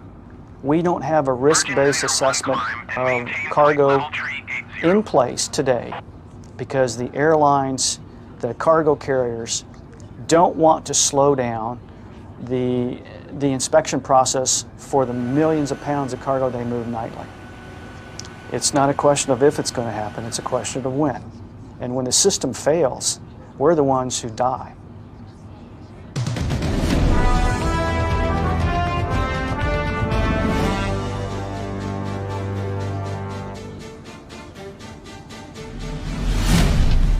Even for an Olympic champion, redeeming frequent flyer miles is no day at the beach. How the airlines are cashing in, even if you're not. That's next, as American Airlines, A Week in the Life continues. Inside American Airlines, A Week in the Life continues. Holly McPeak, 2004 Olympic bronze medalist in beach volleyball, and 2006 American Airlines Platinum frequent flyer. That's what I choose to fly, and I can upgrade and be more comfortable after a tournament, especially if we do well. Thank you very much. Steve Rothstein, investment banker, and the man with perhaps the most frequent flyer miles of anyone, and a curiosity to fellow travelers. How many miles do you have? Almost 31 million. You got me beat. How do you have so many? Just too much traveling. They're just a few of the more than 50 million members in American's Advantage program, which at 25 years is the oldest and largest airline loyalty program around. One of the most innovative and powerful marketing tools developed in the 20th century, frequent flyer rewards were originally aimed at the airline's best flying customers. These days, people like Holly McPeak earn even more miles on the ground through partnership programs. I use the Citibank Visa card, and I try and get as many miles as possible so I can upgrade, especially on long flights. We have over 1,000 partners in the Advantage program. Kurt Stacci is president of Advantage. Car rental companies, hotel companies, the credit card is clearly our biggest partner. Today, more than half the frequent flyer miles earned are not from flying, but from buying. So road warriors like Steve Rothstein are now competing with frequent buyers like CA and Marion Wilkins in the race for reward miles. We charge everything. Everything. We charge doctor's bills, water bills, utility bills, any kind of bill that comes around that'll take a credit card, we charge it. The nation's travelers now hold more than 1 trillion unused miles. But while the number of miles earned has grown exponentially, there are only a limited number of seats available. Just try to redeem those miles for a seat. You might find it difficult. They don't make it easy. You have to have a lot of miles and a lot of patience. The Advantage seats have already sold out. I cannot get you on that flight. With demand far exceeding supply, American came up with an answer that's not sitting too well with some Advantage customers. It's called an Anytime Award. And with it, you can get any seat with frequent flyer miles. But there's a catch. It'll cost you double the miles, $50,000 for a seat instead of $25,000. You may call it outrageous. American CEO Gerard Arpey calls it good business. If you're willing to use more miles and we have seats for sale in that market, you can go on that flight. It may seem unfair for the airlines to up the mileage ante, but it's actually perfectly legal. In the automobile industry, that would be bait and switch, and people go to jail for that. But I don't think it's bait and switch, because I think in all of our promotional material for Advantage, we make it clear that if you want to go at peak time and you don't want to use extra miles, you have to book well in advance in order to get those seats. But if you follow American's advice and try to book in advance like Frank Pilar did, there's still no guarantee that you'll get that 25,000-mile reward. Sometimes we get the seats we want, sometimes we don't. American offers no apologies. insisting that the most important point is that a seat is available at all. Our surveys indicate that well over 80% of our members, when they're looking to redeem, find the destination they want. On the day that they want? And about 70% get the time. What he didn't say is how many of those people had to fork over the double miles. And that can be hard to stomach. Even Gerard Arpey's close personal friends have complained about having to surrender those precious miles. They'll say, well, I don't want to use more miles. I said, well, for goodness sakes, you've got millions of miles in your Advantage account, and they don't want to use them. So, Are they still talking to you? Oh, of course. And how many miles did they use? They ponied up the extra miles to be able to go. You got them. I did. He got them, and a whole lot of other folks too. There's actually a growing subculture of mileage junkies, like Christina Tronson, people who are constantly jonesing for a mileage fix. I check my account at least twice a day. Twice a day? Twice a day. You're nuts. She's not all that crazy. Membership can have its privileges. Once you hit 75,000 miles, you get 4 500-mile upgrades. You get a 10,000-mile credit to your account. You get 2 passes to the Admiral's Club. You get to give a friend of yours gold status. And you really are a junkie then? I am a junkie, yes. If you travel a lot on American and you achieve certain status in the program. William Mitchell, American's head of research, is always looking for new ways to keep the airline's fanatical flyers and buyers happy, often scouting airports and holding focus groups. Give me 2 points for every mile I fly. Make it something so once you cross that 100 threshold, then it's really an incentive. And here's a big incentive for American, selling miles to partners like Citibank, because Citibank and others pay the airline for the miles up front and then use them for their own marketing purposes. They'll buy the miles from us and then reward our customers with it. Give me a range of what a mile would cost to some of these guys.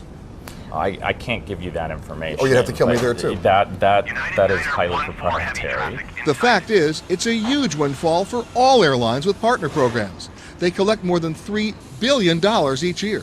That's whether or not you ever redeem those miles. In fact, the airlines are counting on the likelihood that a third of the more than 1 trillion outstanding miles will never be used. And what does it cost them when you do redeem those miles? Just listen to this.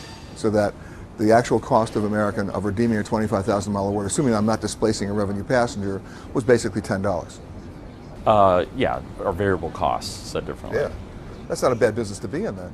No, and that's the beauty about these programs and why they've been so successful. Successful for American and for millions of travelers who have managed to cash in their miles. Meet you at the Admiral's Club. Then there's Steve Rothstein, who has more miles than he'll ever use. His 31 million are enough to send 700 people from Paris, Kentucky to Paris, France. He's yet to make that offer, but he does freely hand out his free miles. I give miles away to charity, to the Kidney Foundation, and I just helped 2 people on their honeymoon also. But you've got 31 million. That's almost 31 million, just shy. Who's counting, right? Yeah, Right. No, that's By the way, if you think Steve Rothstein looks familiar, maybe it's because with 31 million miles, he was once sitting next to you on an American Airlines flight. In fact, we met him on American Flight 1, the transcon we flew at the beginning of our week. American 1 Heavy, Los Angeles Airbus holding in position, wind 24011 or 24 left, clear to land. Rothstein and 158 fellow passengers are now on their final approach. Clear to land 24 left, American 1 Heavy. 500. 5 hours and 21 minutes and 2,200 miles after leaving New York's JFK, American Flight 1 is arriving in Los Angeles. 50, 40, 30, 20, 10. American 111 heading to deploy. Flight 1 is a little lighter than it was at takeoff. 28 tons lighter, having burned $18,000 worth of jet fuel. American 1 Heavy, Los Angeles, ground left on Bravo. What is your gate? Left on Bravo, it's gate 47 Bravo for American 1. In fact, when you add fuel and labor and other expenses, Flight 1 cost American Airlines $53,100 to fly across the country. Factor in Flight 1's revenue, $52,200 in ticket sales, $300 in freight charges, and $800 for food, headsets, and extra baggage, and today's flight earned American Airlines the grand sum total of $200. That's right, $200. One fewer passenger, and Flight 1 would have lost money. Bye. Have a good day. Thank you. Margins like that are why American cannot allow big, expensive airliners to sit idle. LA ground crews only have an hour and 15 minutes to turn this morning's plane around for its 1:15 p.m. flight right back to JFK. Bye. Thank you. And that's typical. During the 1 week we covered American, this one airliner, 767 tail number 325, crisscrossed the continent 18 times, just like it's been doing for 20 years. One plane in a fleet of 700, one small part of a vast airline fighting to survive. The airline industry has always been defined by constant change. From the early days of air travel, once reserved almost exclusively for the rich, through the upheaval of deregulation, and then to the trauma of 9/11. But one way or another, this industry will survive. It has to. There really is no alternative. It is that important to the global economy, and not to mention our very way of life. For the moment, it seems, American Airlines has found a more comfortable cruising altitude. But undoubtedly, turbulence lies ahead, and how American and other airlines define themselves next may ultimately determine their fate. I'm Peter Greenberg for CNBC. Thanks for watching.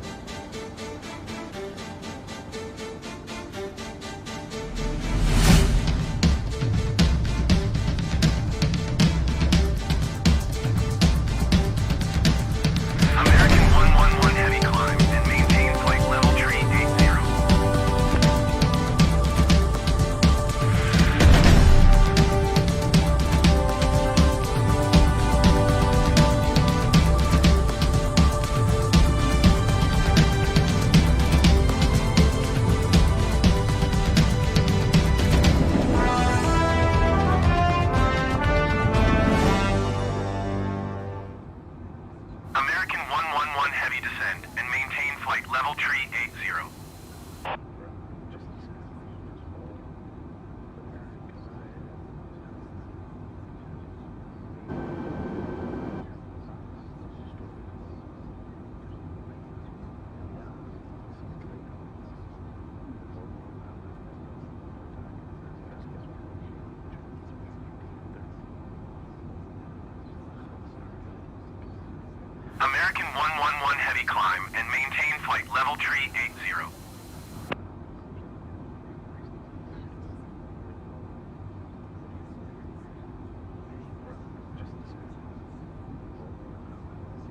American 111 heavy climb and maintain flight level tree 80.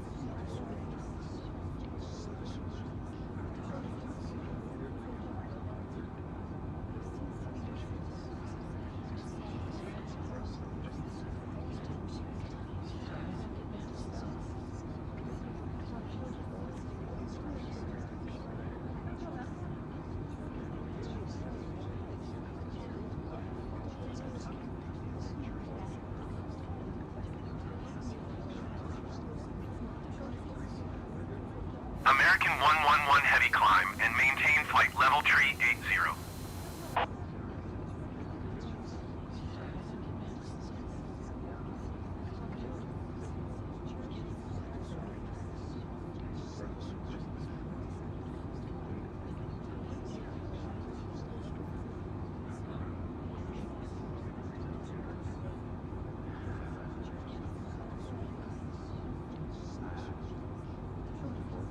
American 111 heavy climb and maintain flight level tree 80.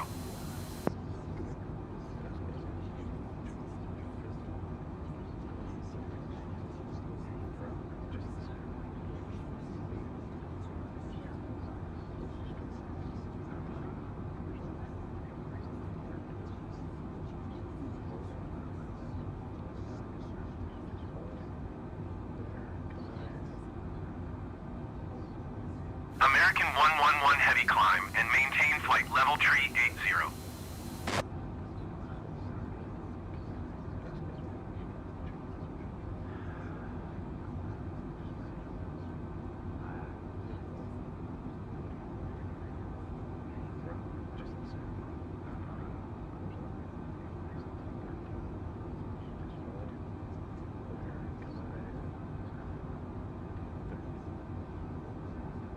American 111 heavy climb and maintain flight level tree 80.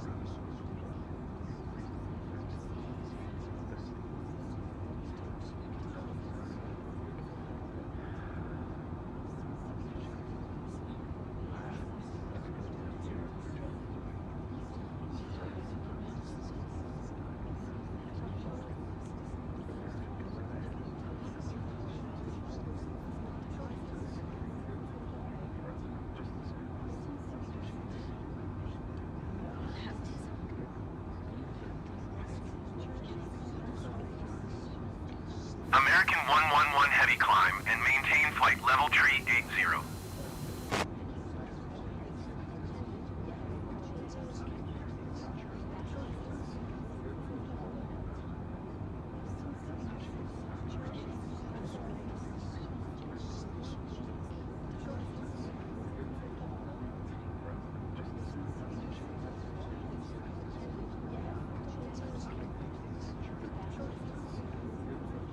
American 111 heavy climb and maintain flight level tree 80.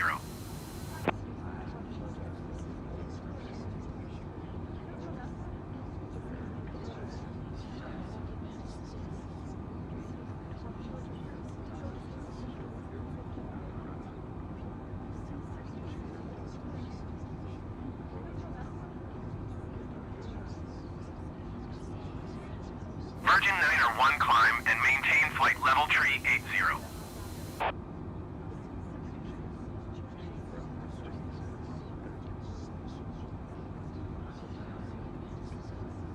Climb and maintain flight level tree 80, Virgin 901.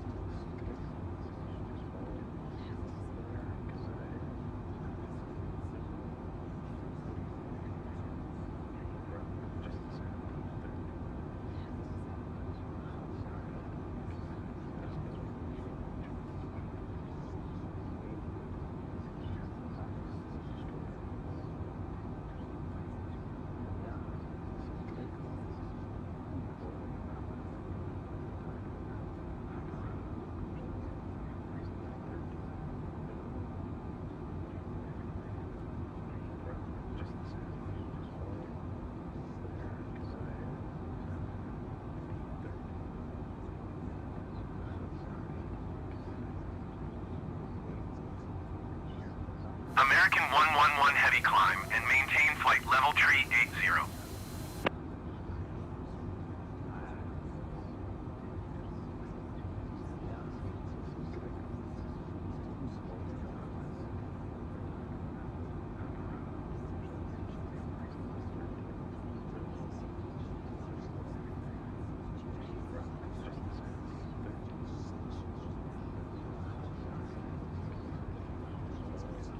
American 111 heavy climb and maintain flight level tree 80.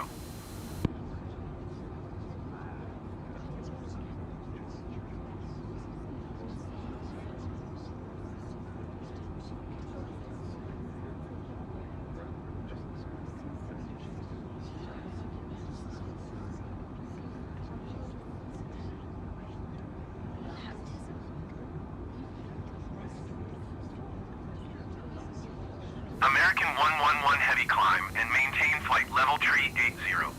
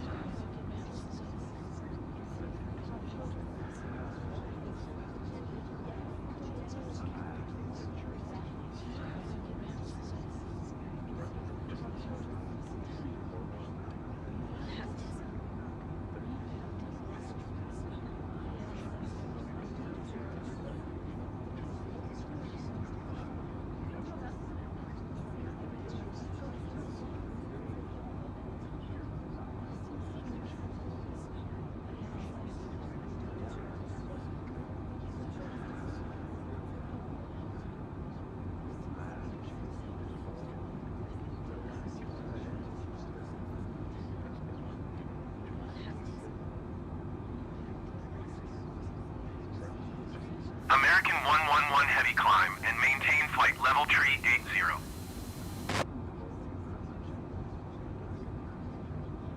Speedbird 17 tree heavy climb and maintain flight level 400.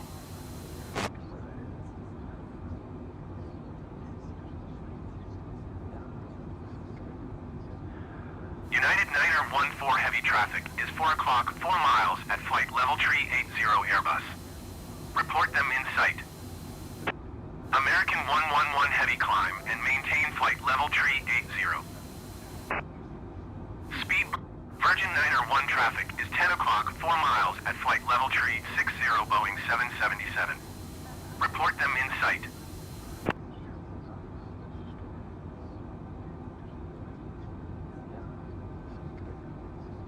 Climb and maintain flight level tree 80 American 111 heavy.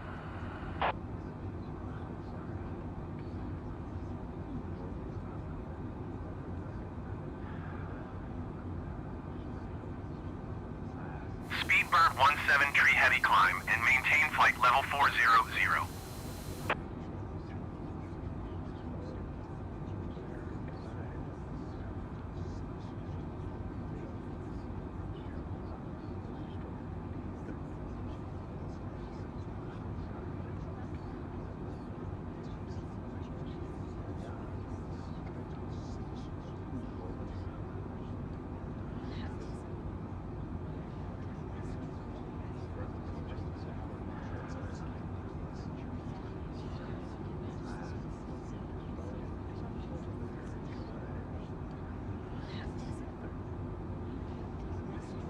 Speedbird 17 tree heavy climb and maintain flight level 400.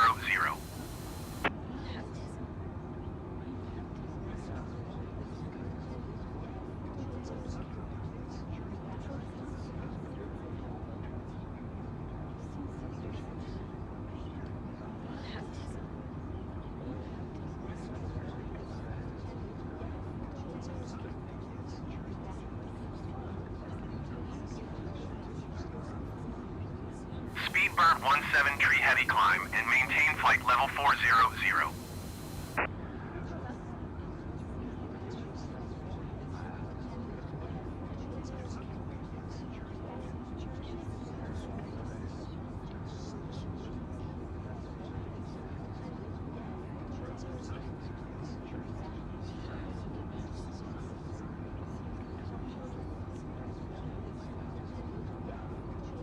Speedbird 17 tree heavy climb and maintain flight level 400.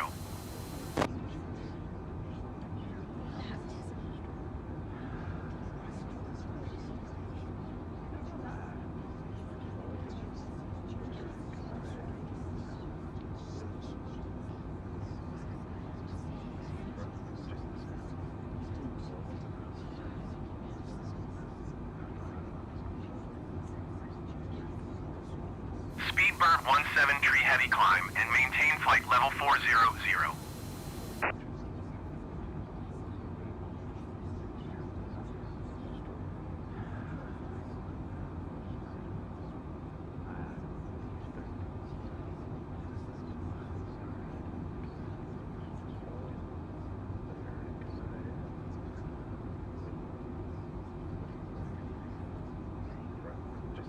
Speedbird 17 tree heavy climb and maintain flight level 400.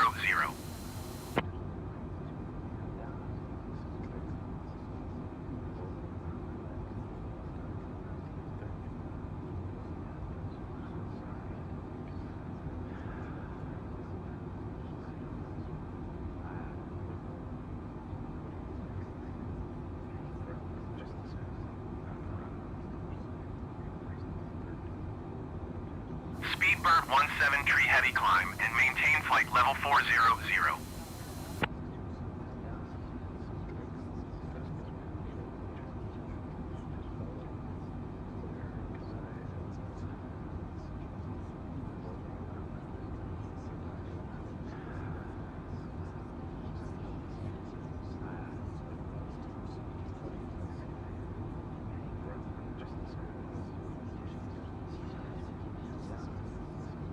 Speedbird 17 tree heavy climb and maintain flight level 400.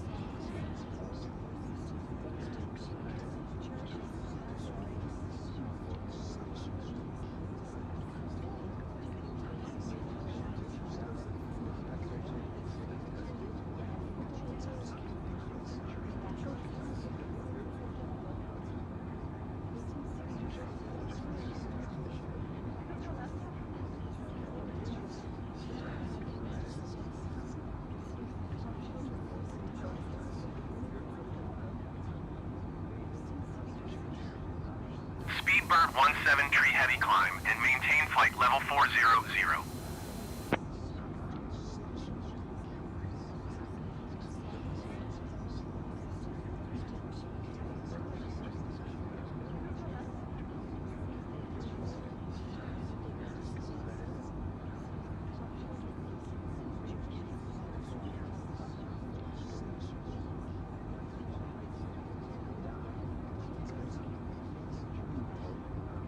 Speedbird 17 tree heavy climb and maintain flight level 400.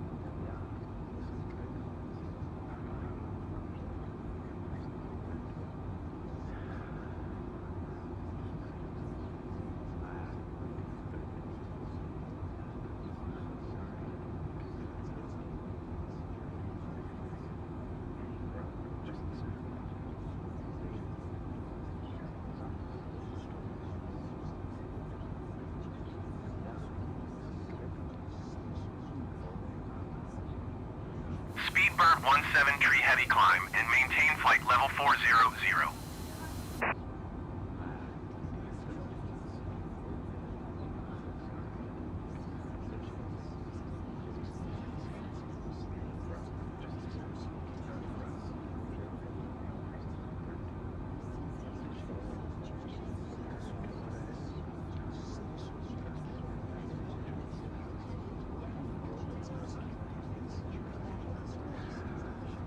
Speedbird 17 tree heavy climb and maintain flight level 400.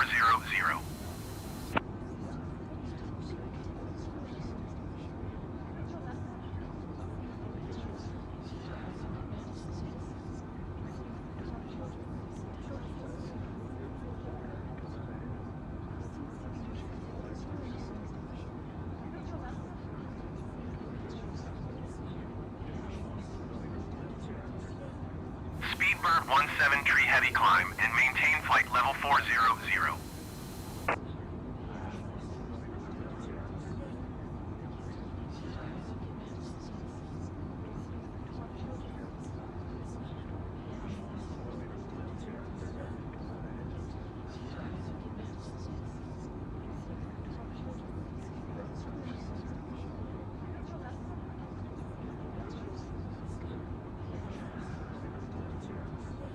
Speedbird 17 tree heavy climb and maintain flight level 400.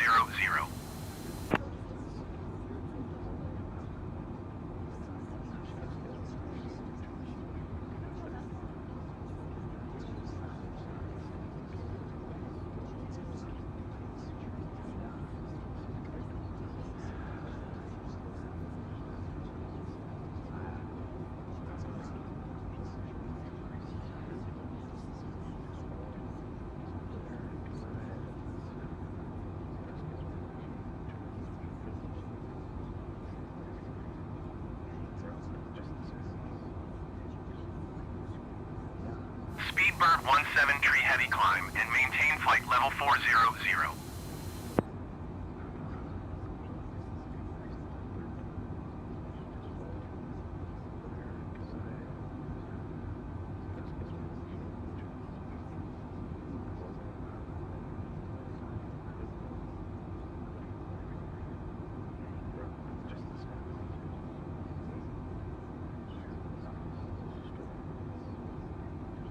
Speedbird 17 tree heavy climb and maintain flight level 400.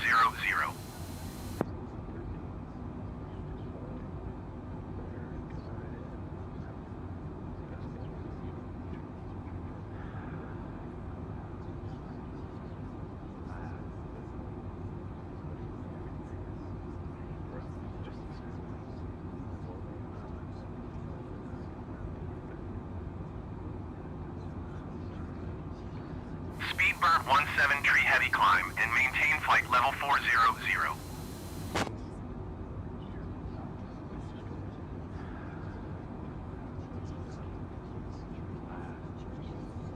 Climb and maintain flight level 400 Speedbird 17 tree heavy.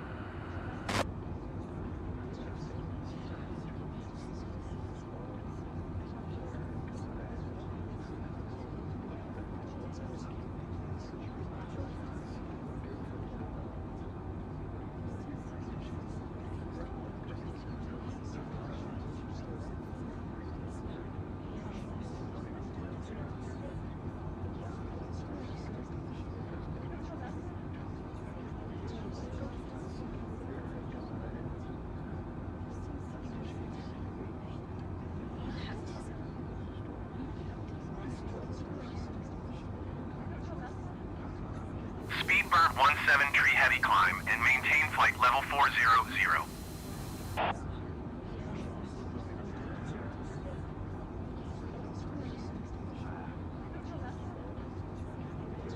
Climb and maintain flight level 400 Speedbird 17 tree heavy.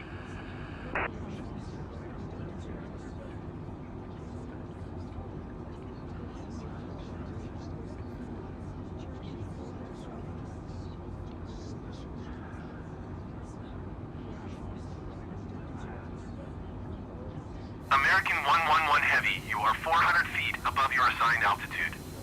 Descend and maintain flight level tree 80.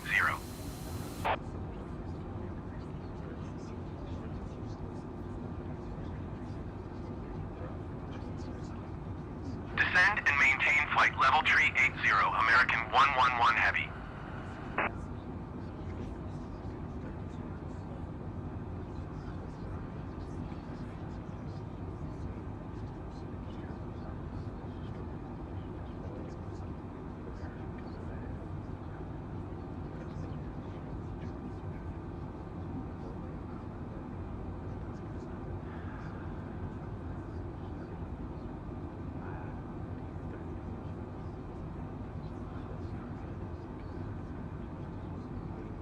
Speedbird 17 tree heavy climb and maintain flight level 400.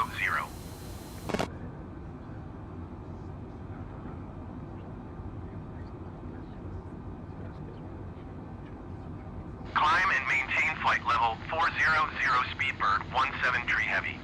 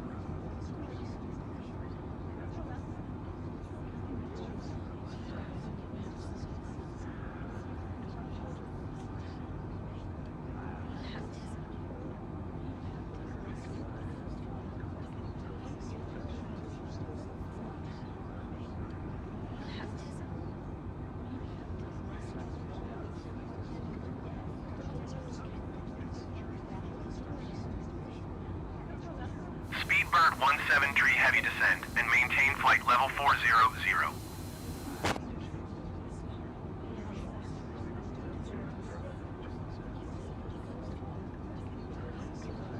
Climb and maintain flight level 400 Speedbird 17 tree heavy.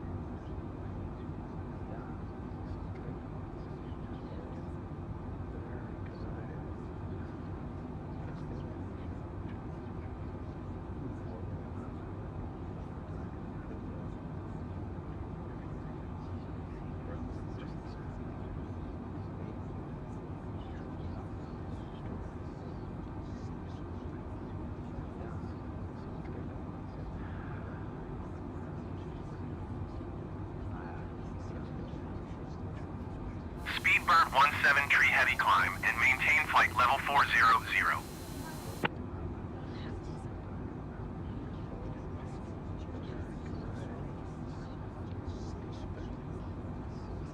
Climb and maintain flight level 400 Speedbird 17 tree heavy.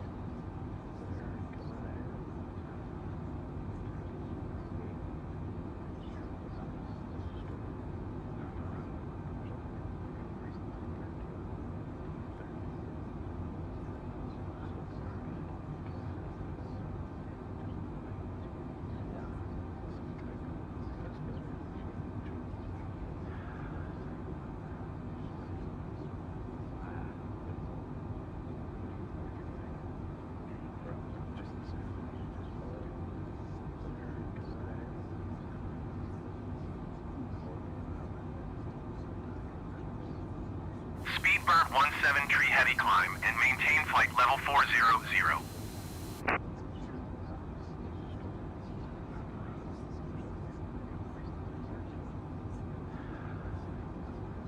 Climb and maintain flight level 400 Speedbird 17 tree heavy.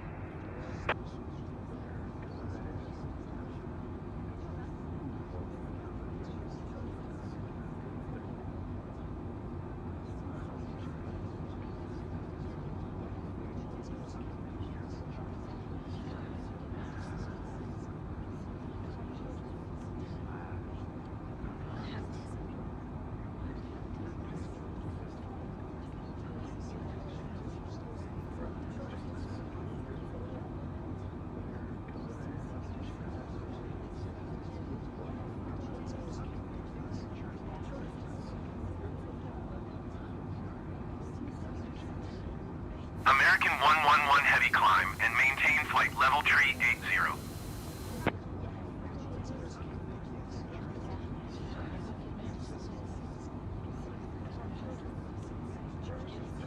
Climb and maintain flight level tree 80, American 111 heavy.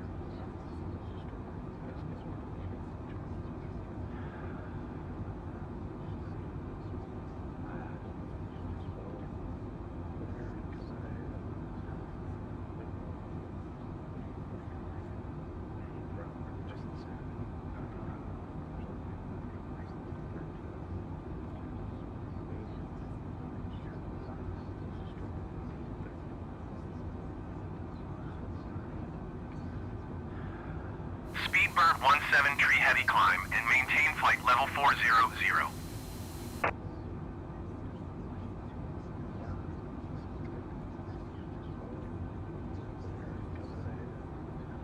Climb and maintain flight level 400 Speedbird 17 tree heavy.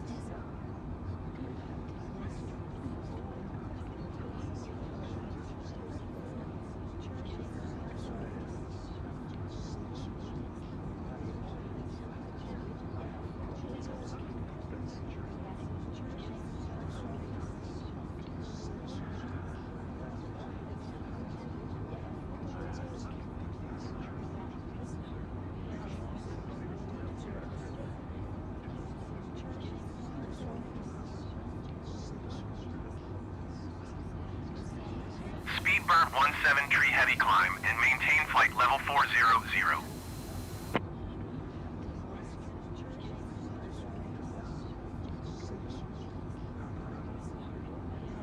Climb and maintain flight level 400 Speedbird 17 tree heavy.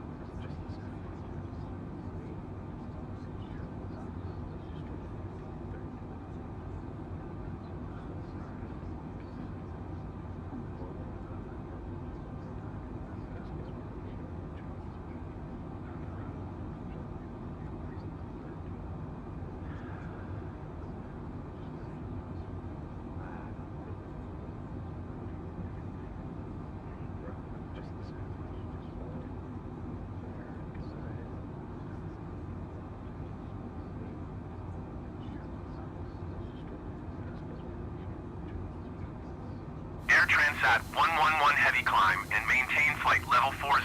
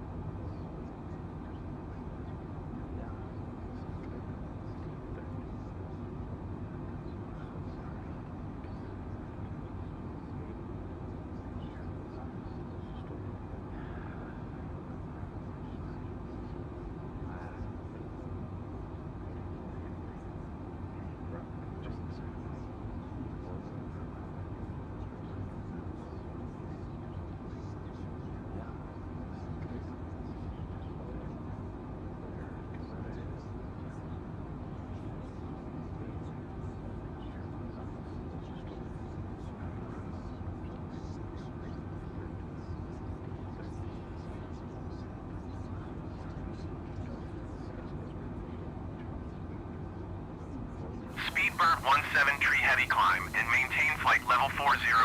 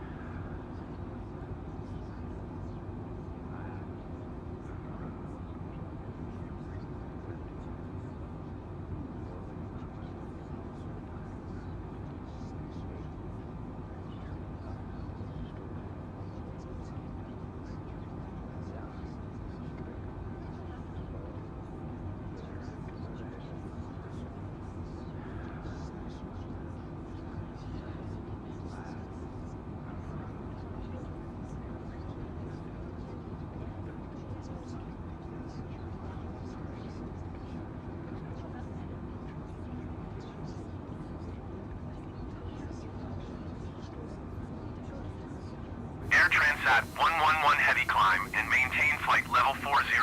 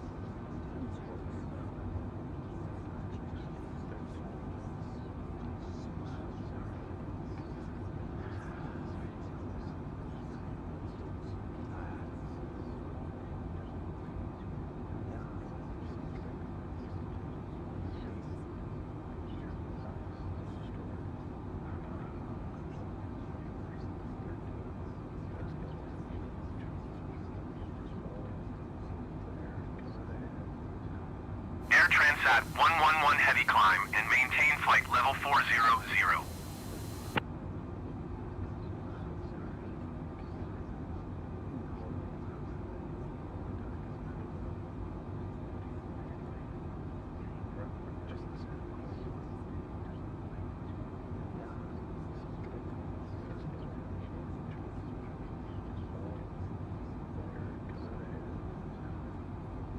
American 45 contact Gander Center on 125.075. Good day.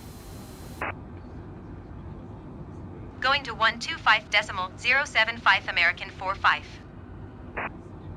Gander Center American 45 flight level tree 60. American 45 Gander Center, continue as planned.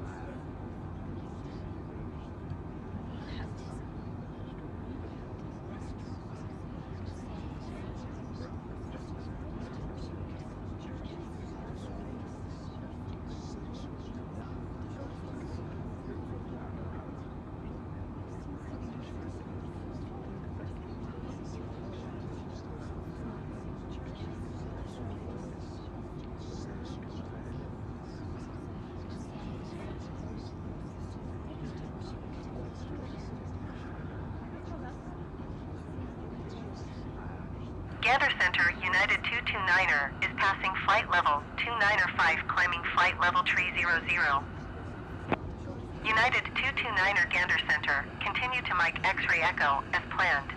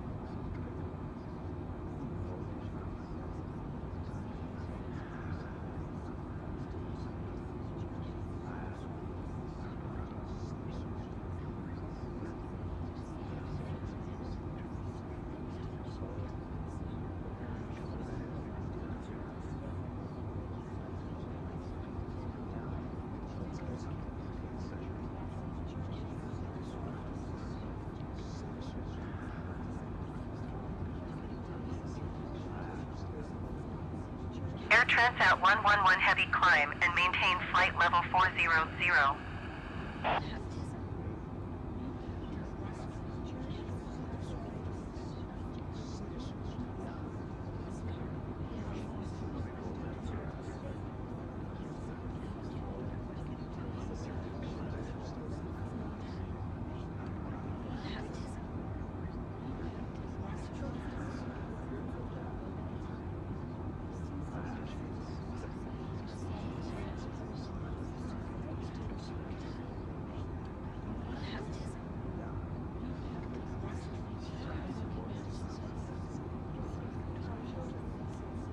Air Transat 111 heavy climb and maintain flight level 400.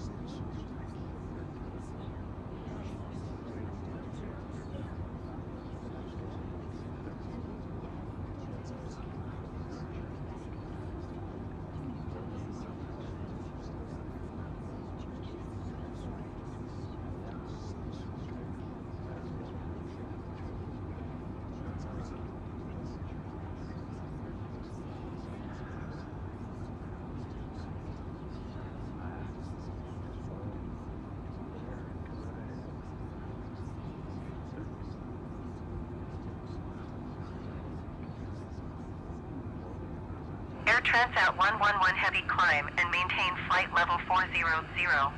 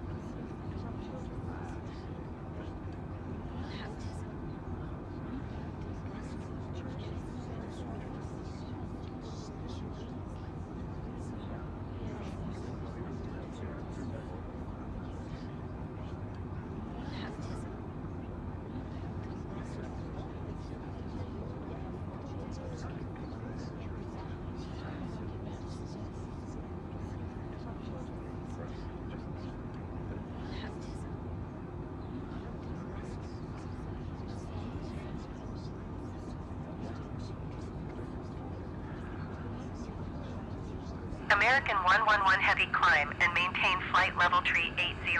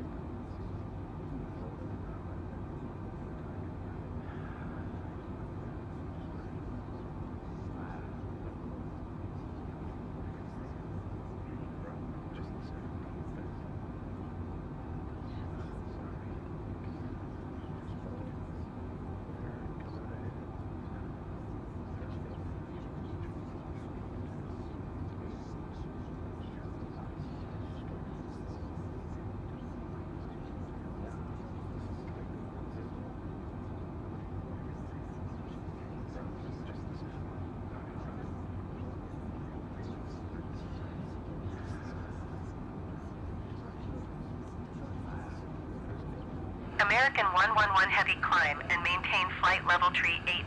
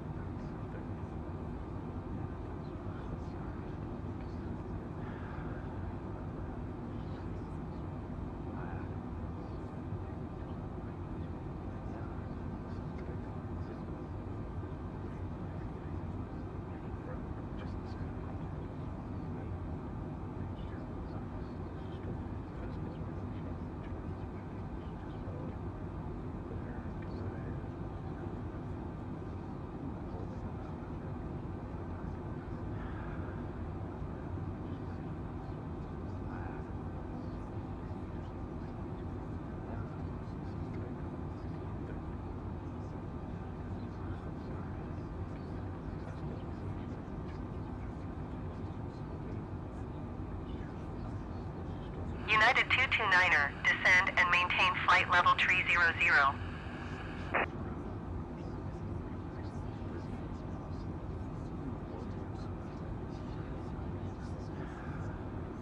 Climb and maintain flight level 300, United 229er.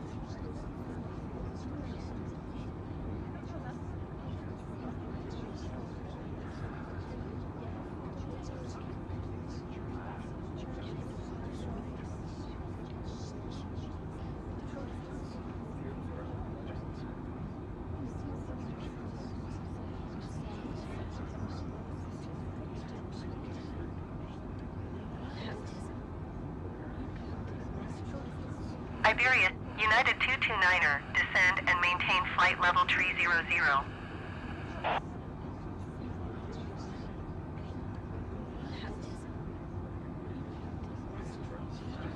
Descend and maintain flight level 300, United 229er.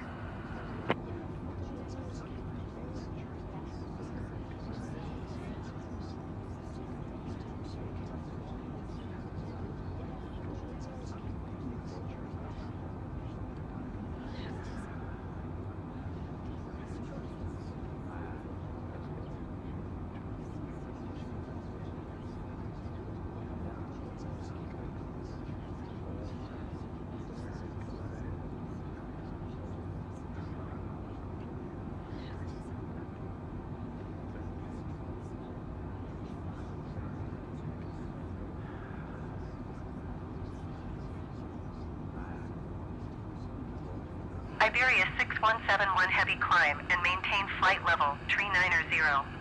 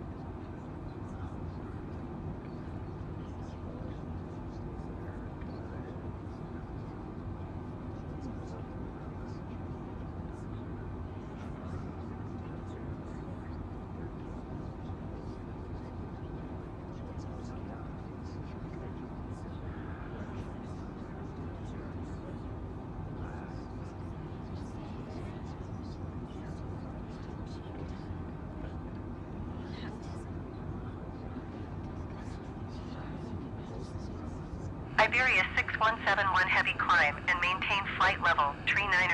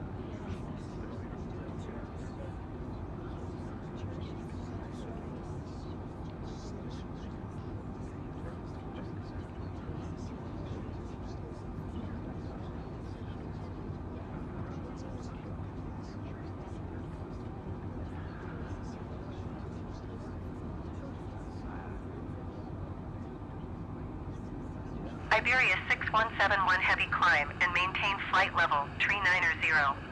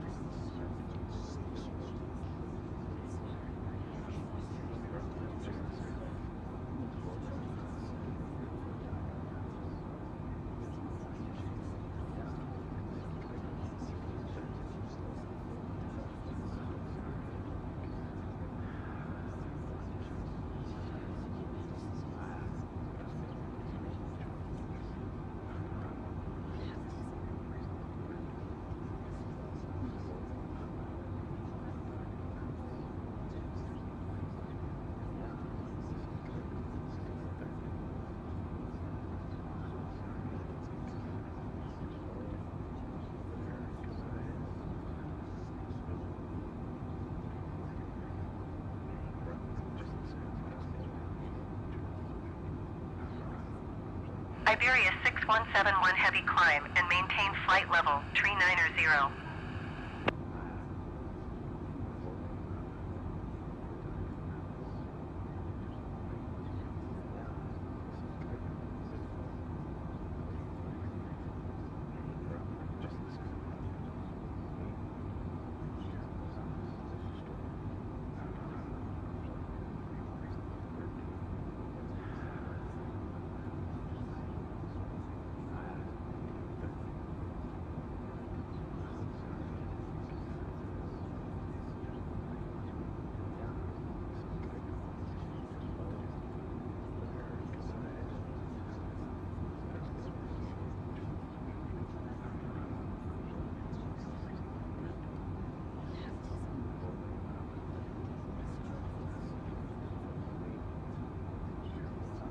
Iberia 6171 heavy climb and maintain flight level 390.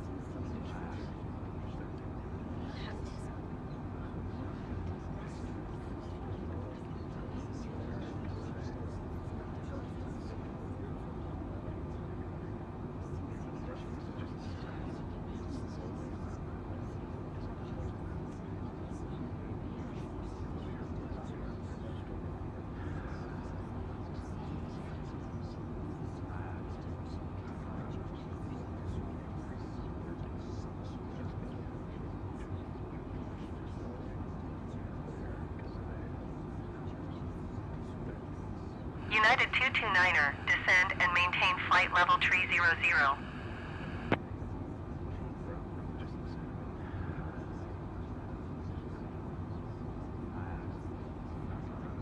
Descend and maintain flight level 300, United 229er.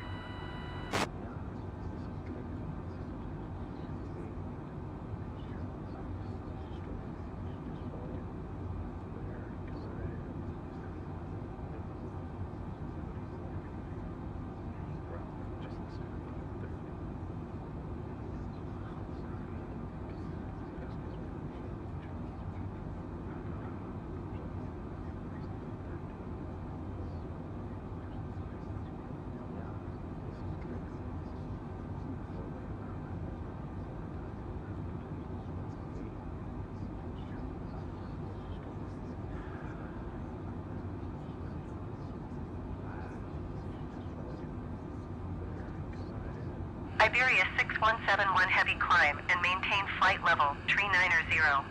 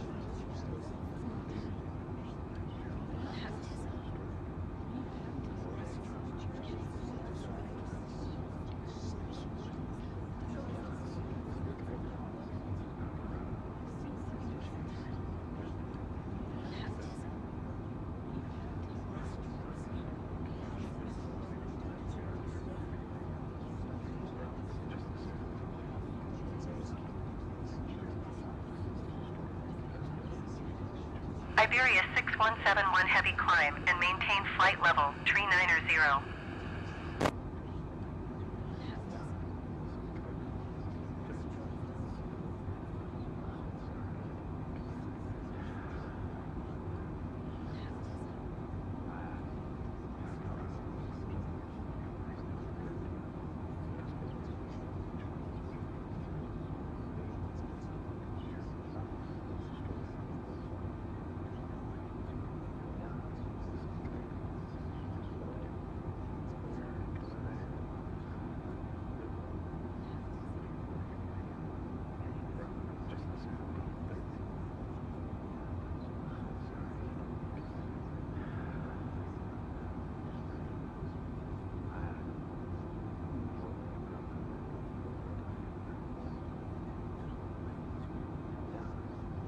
Iberia 6171 heavy climb and maintain flight level 390.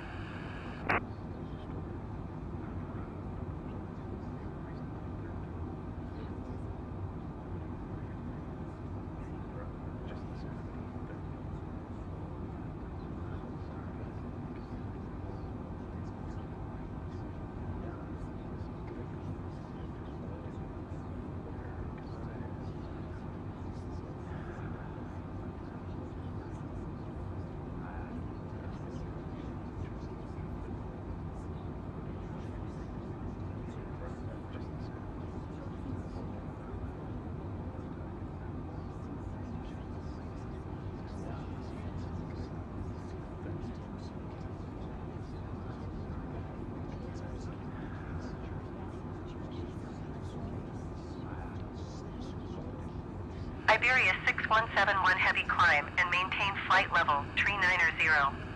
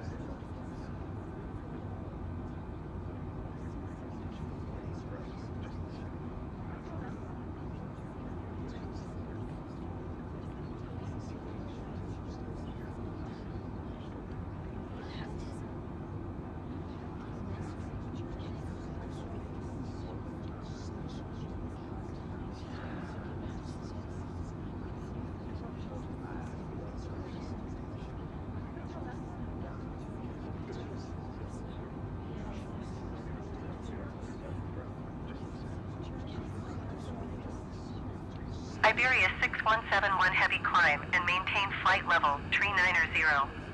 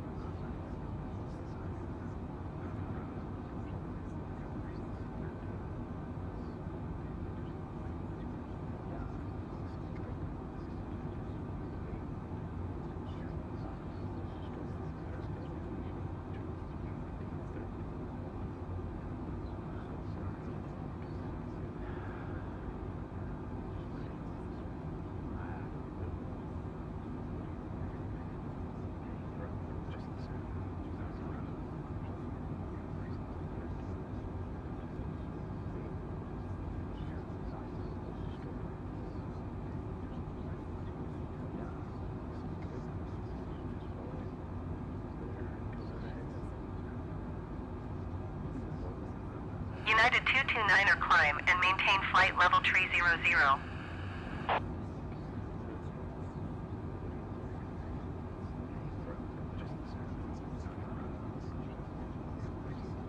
Climb and maintain flight level 300, United 229er.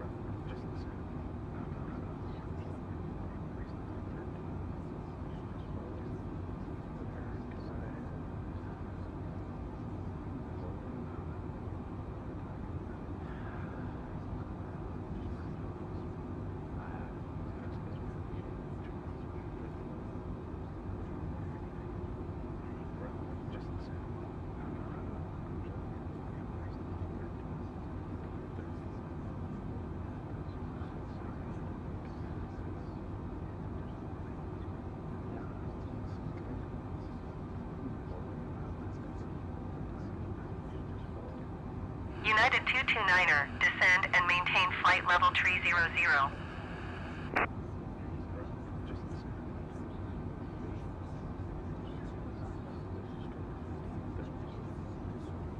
Descend and maintain flight level tree 00, United 229er.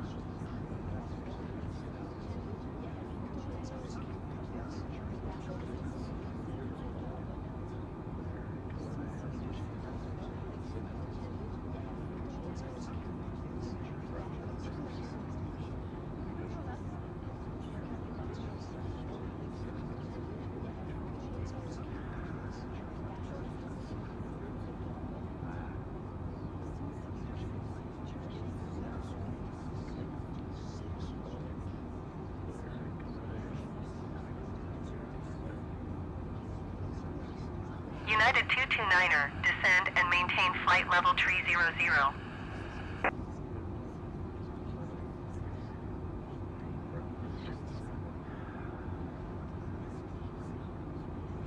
Descend and maintain flight level tree 00, United 229er.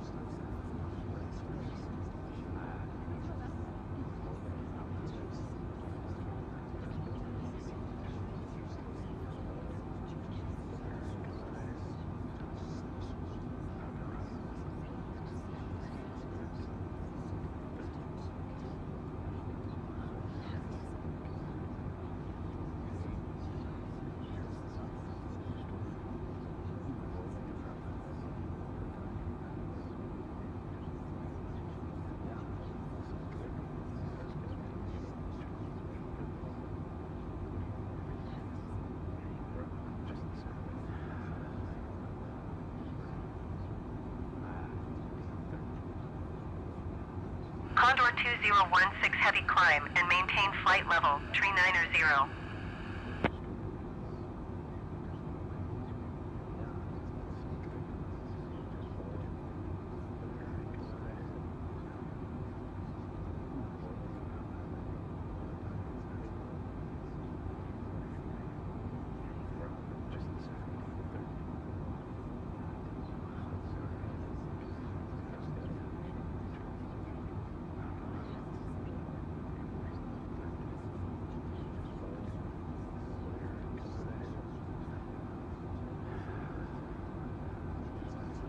United 229er, descend and maintain flight level 300.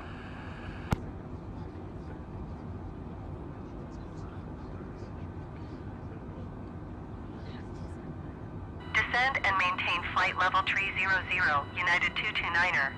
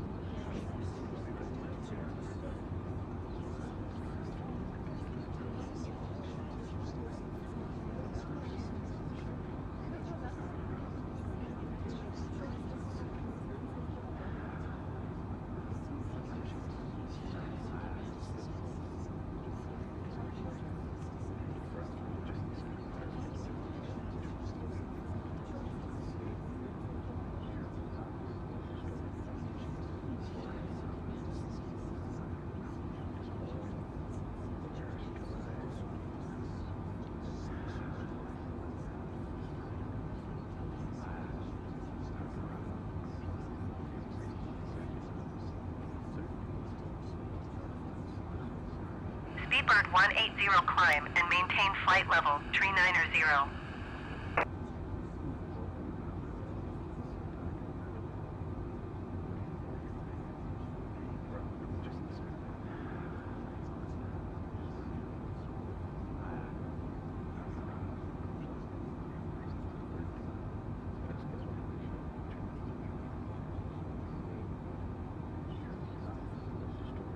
Speedbird 180 climb and maintain flight level 390.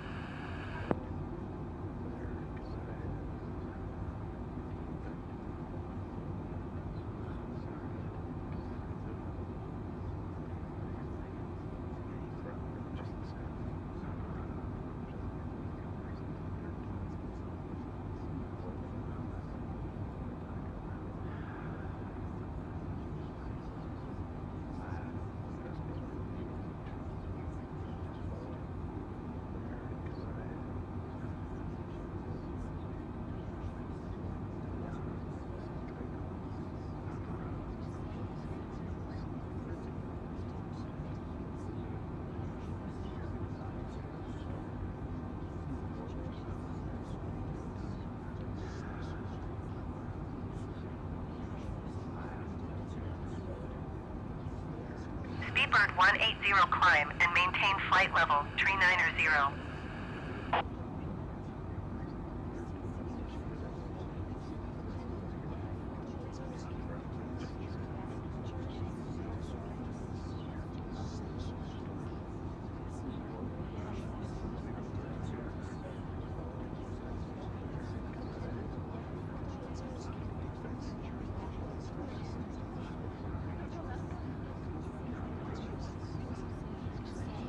Speedbird 180 climb and maintain flight level 390.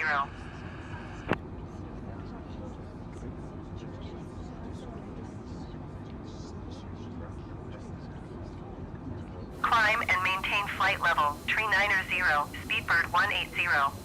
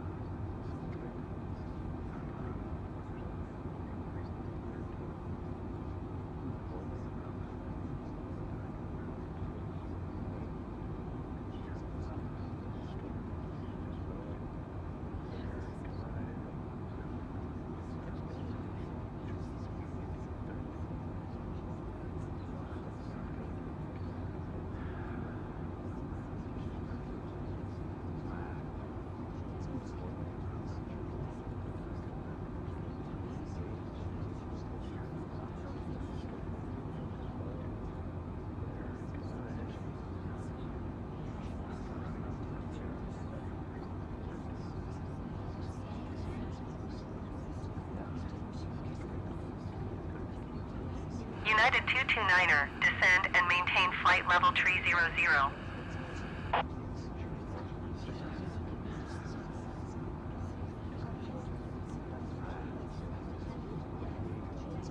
Climb and maintain flight level 300, United 229er.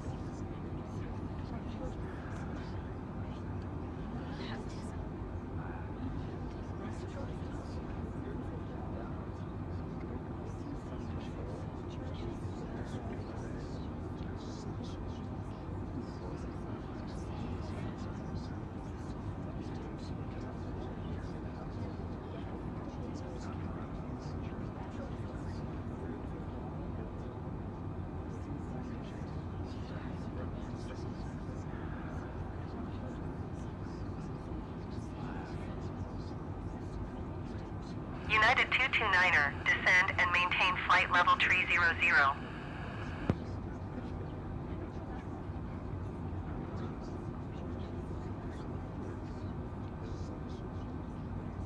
Climb and maintain flight level 300, United 229er.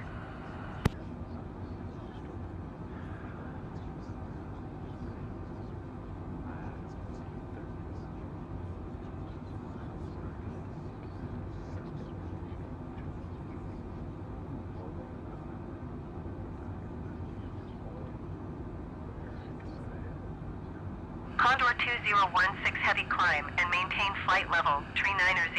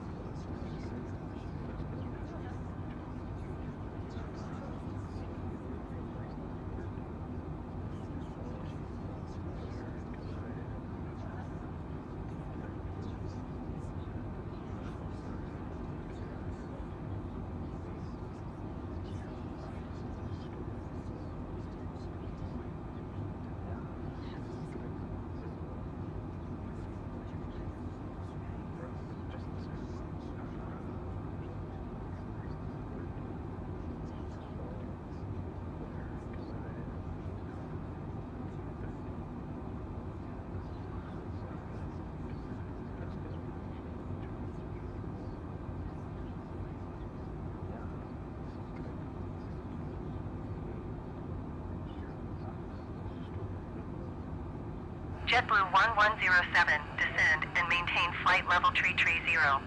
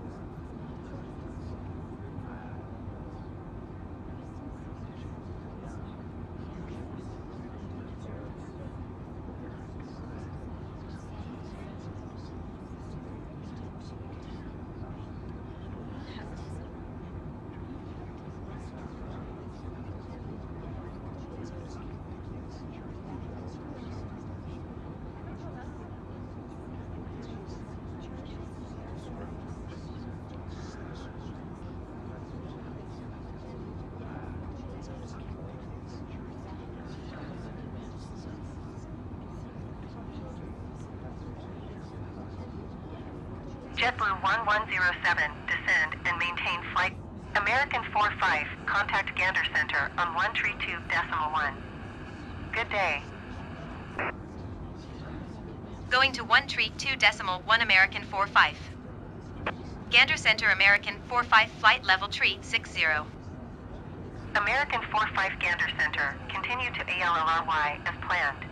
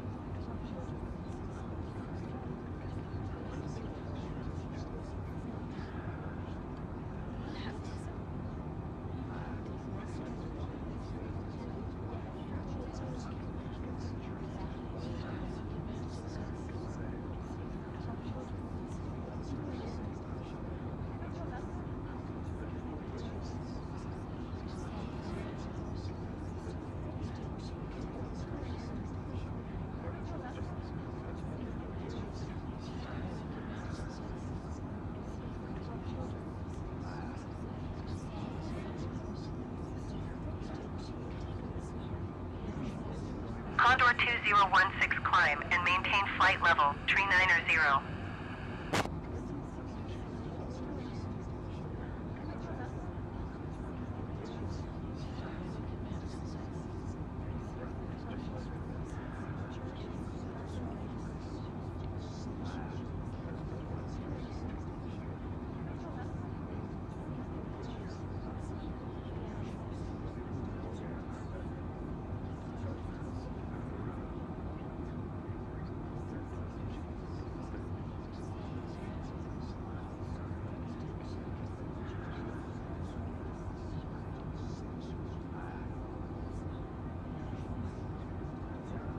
Delta Tree 1, descend and maintain flight level tree 20.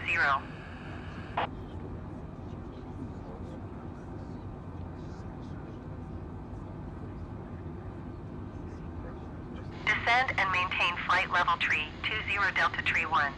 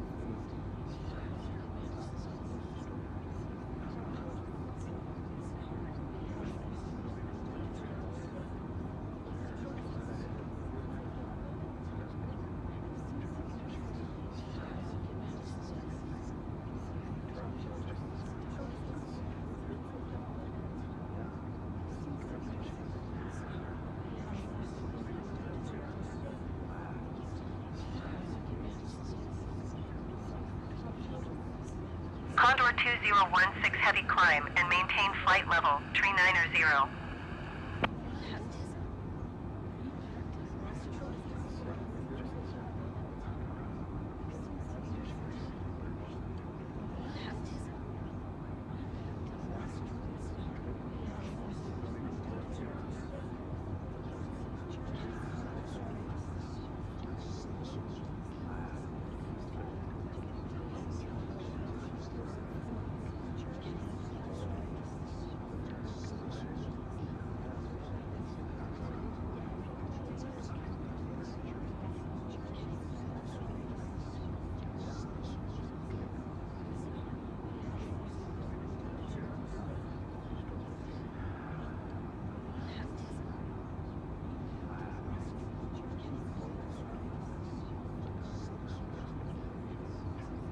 United 229er, descend and maintain flight level tree 00.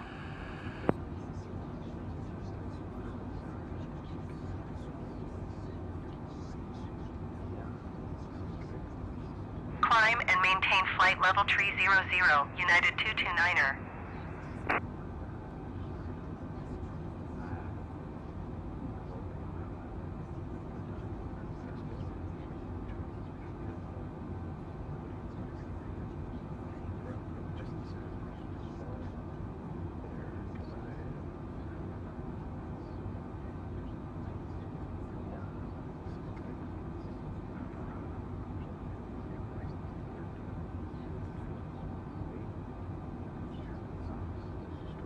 United 122 heavy descend and maintain flight level tree 10.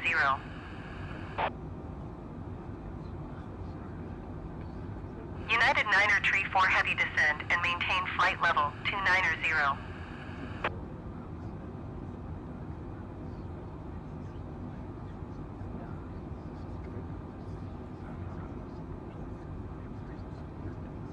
United 122 heavy descend and maintain flight level tree 10.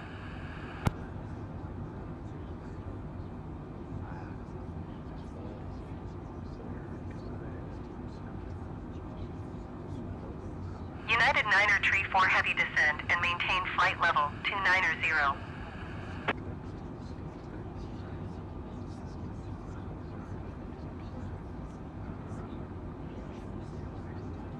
United 122 heavy descend and maintain flight level tree 1. Condor 2016 heavy climb and maintain flight level tree 90.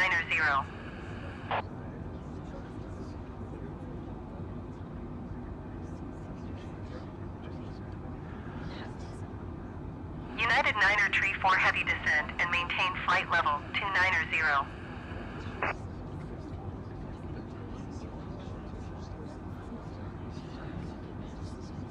Condor 20, United 122 heavy descend and maintain flight level tree 10.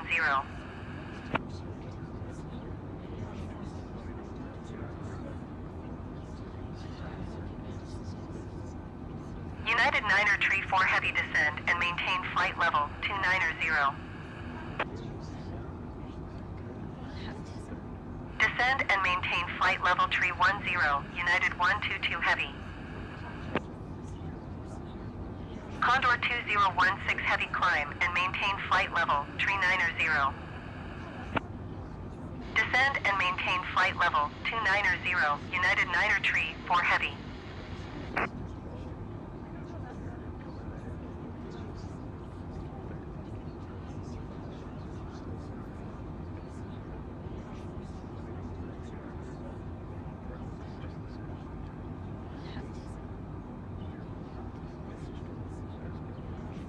Condor 2016 heavy climb and maintain flight level tree 90.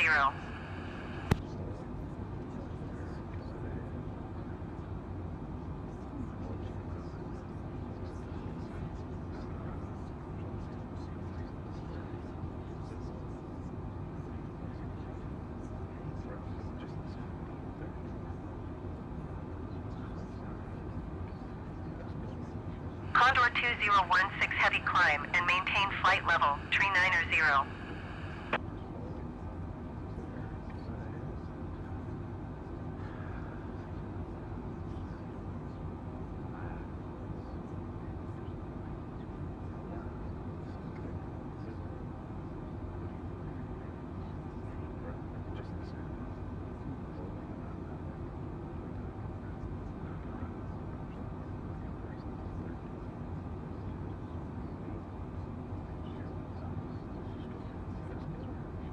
Condor 2016 heavy climb and maintain flight level tree 90.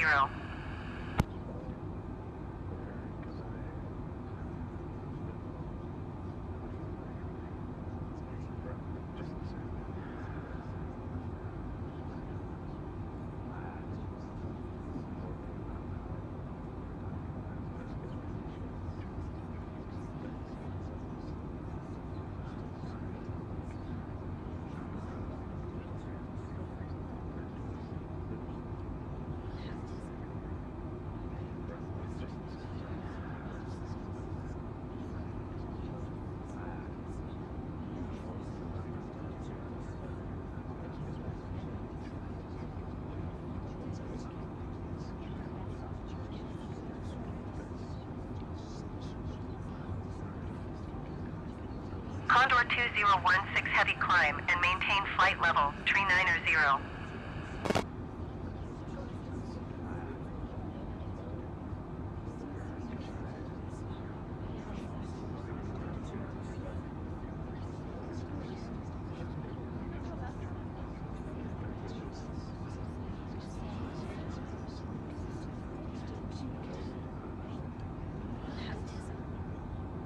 United Niner Tree 4 heavy Condor 2016 heavy climb and maintain flight level tree 90.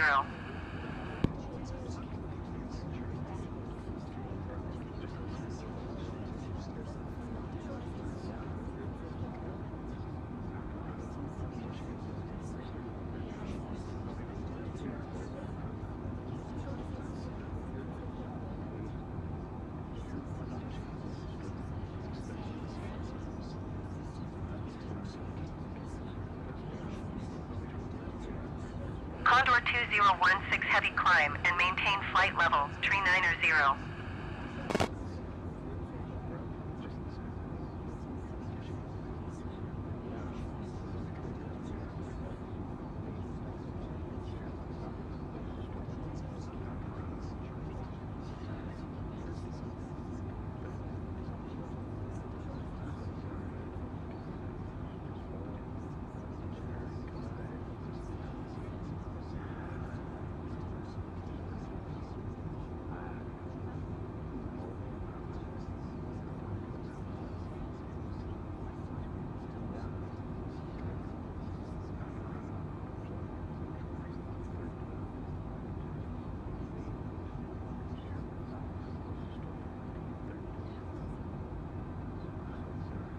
Condor 2016 heavy climb and maintain flight level, tree 90.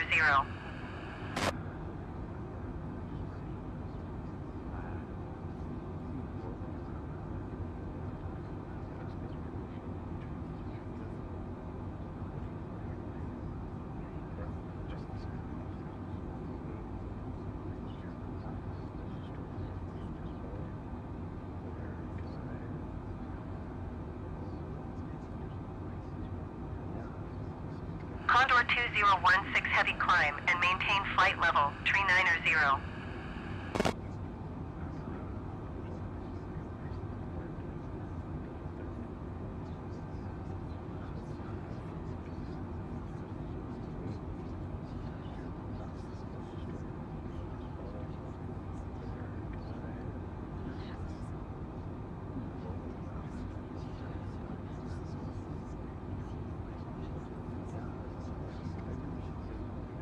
Condor 2016 heavy climb and maintain flight level, tree 90.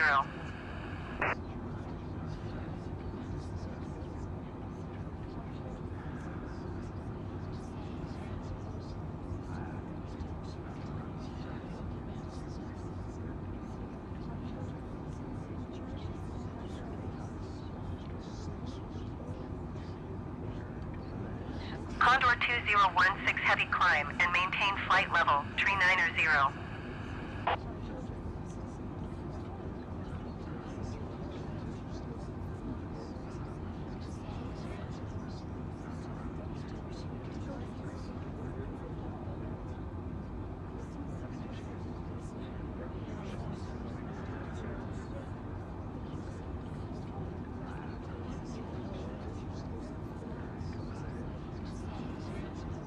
Condor 2016 heavy climb and maintain flight level, tree 90.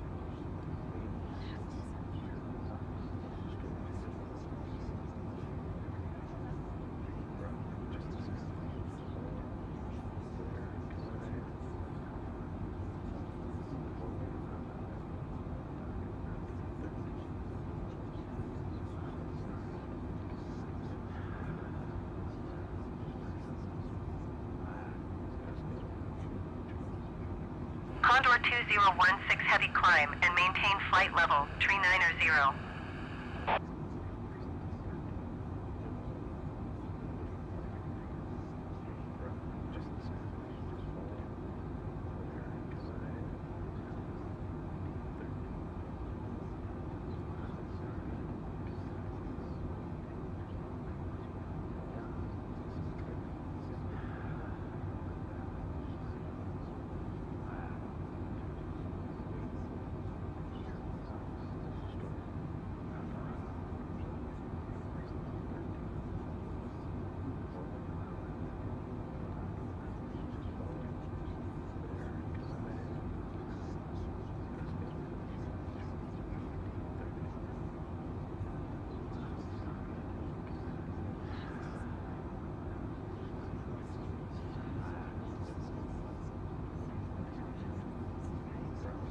Condor 2016 heavy climb and maintain flight level, tree 900.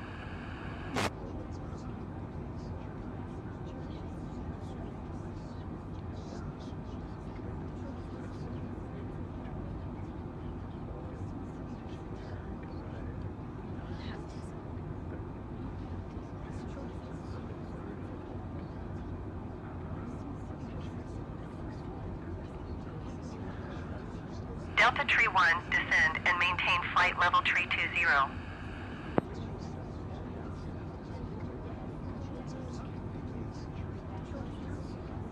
Condor 2016, descend and maintain flight level tree 20 Delta Tree 1.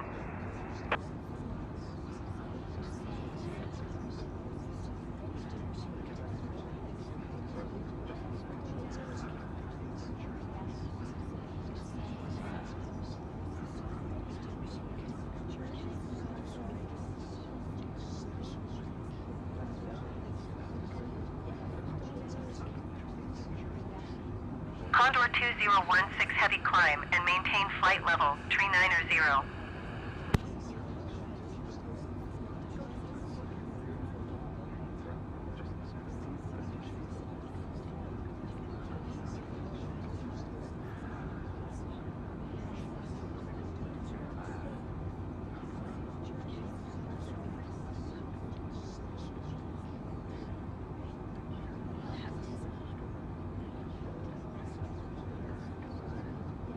Condor 2016 heavy climb and maintain flight level, tree 900.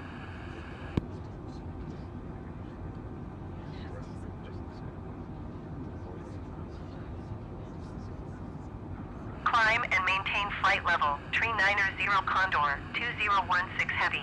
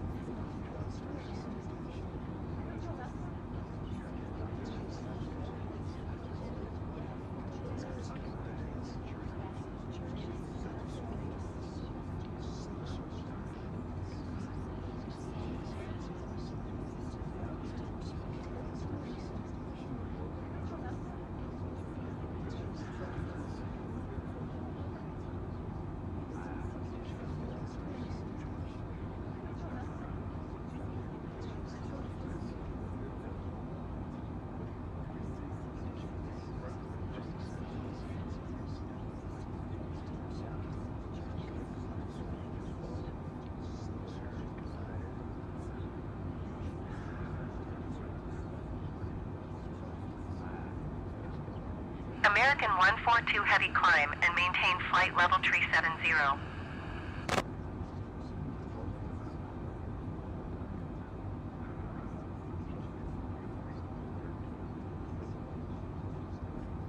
American 142 heavy climb and maintain flight level tree 70.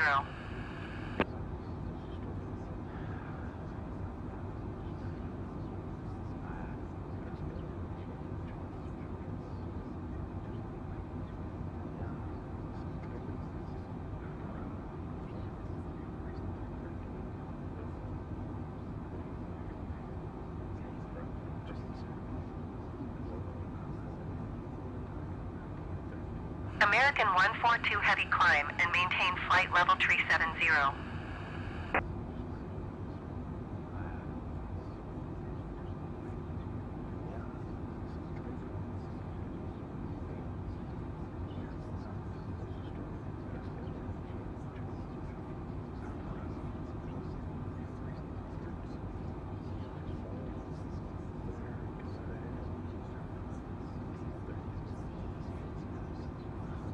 American 142 heavy climb and maintain flight level tree 70.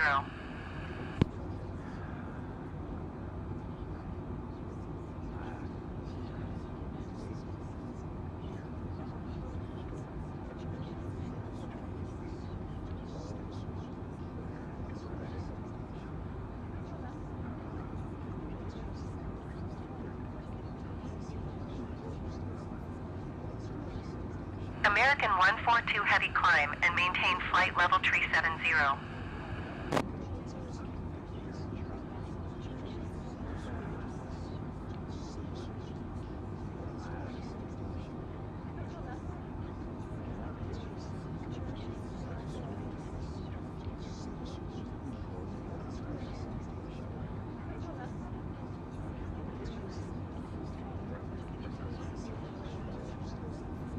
American 142 heavy climb and maintain flight level tree 70.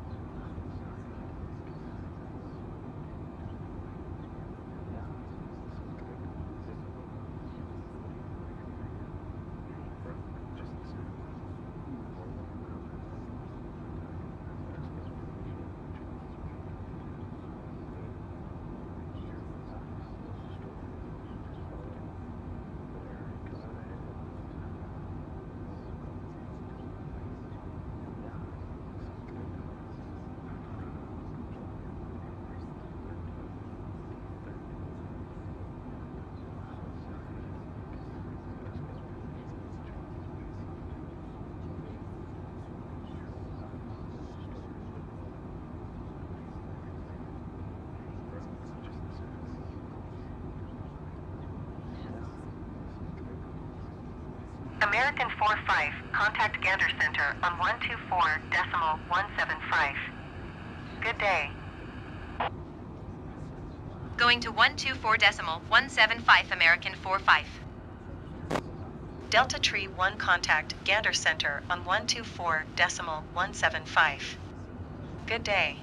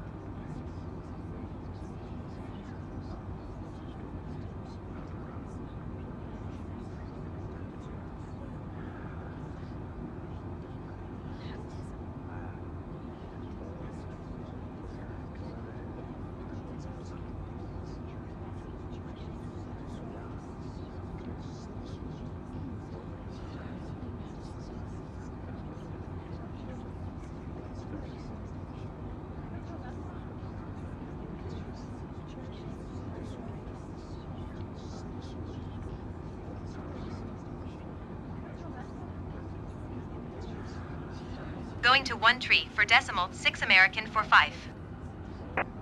Gander Center American 45 flight level tree 60.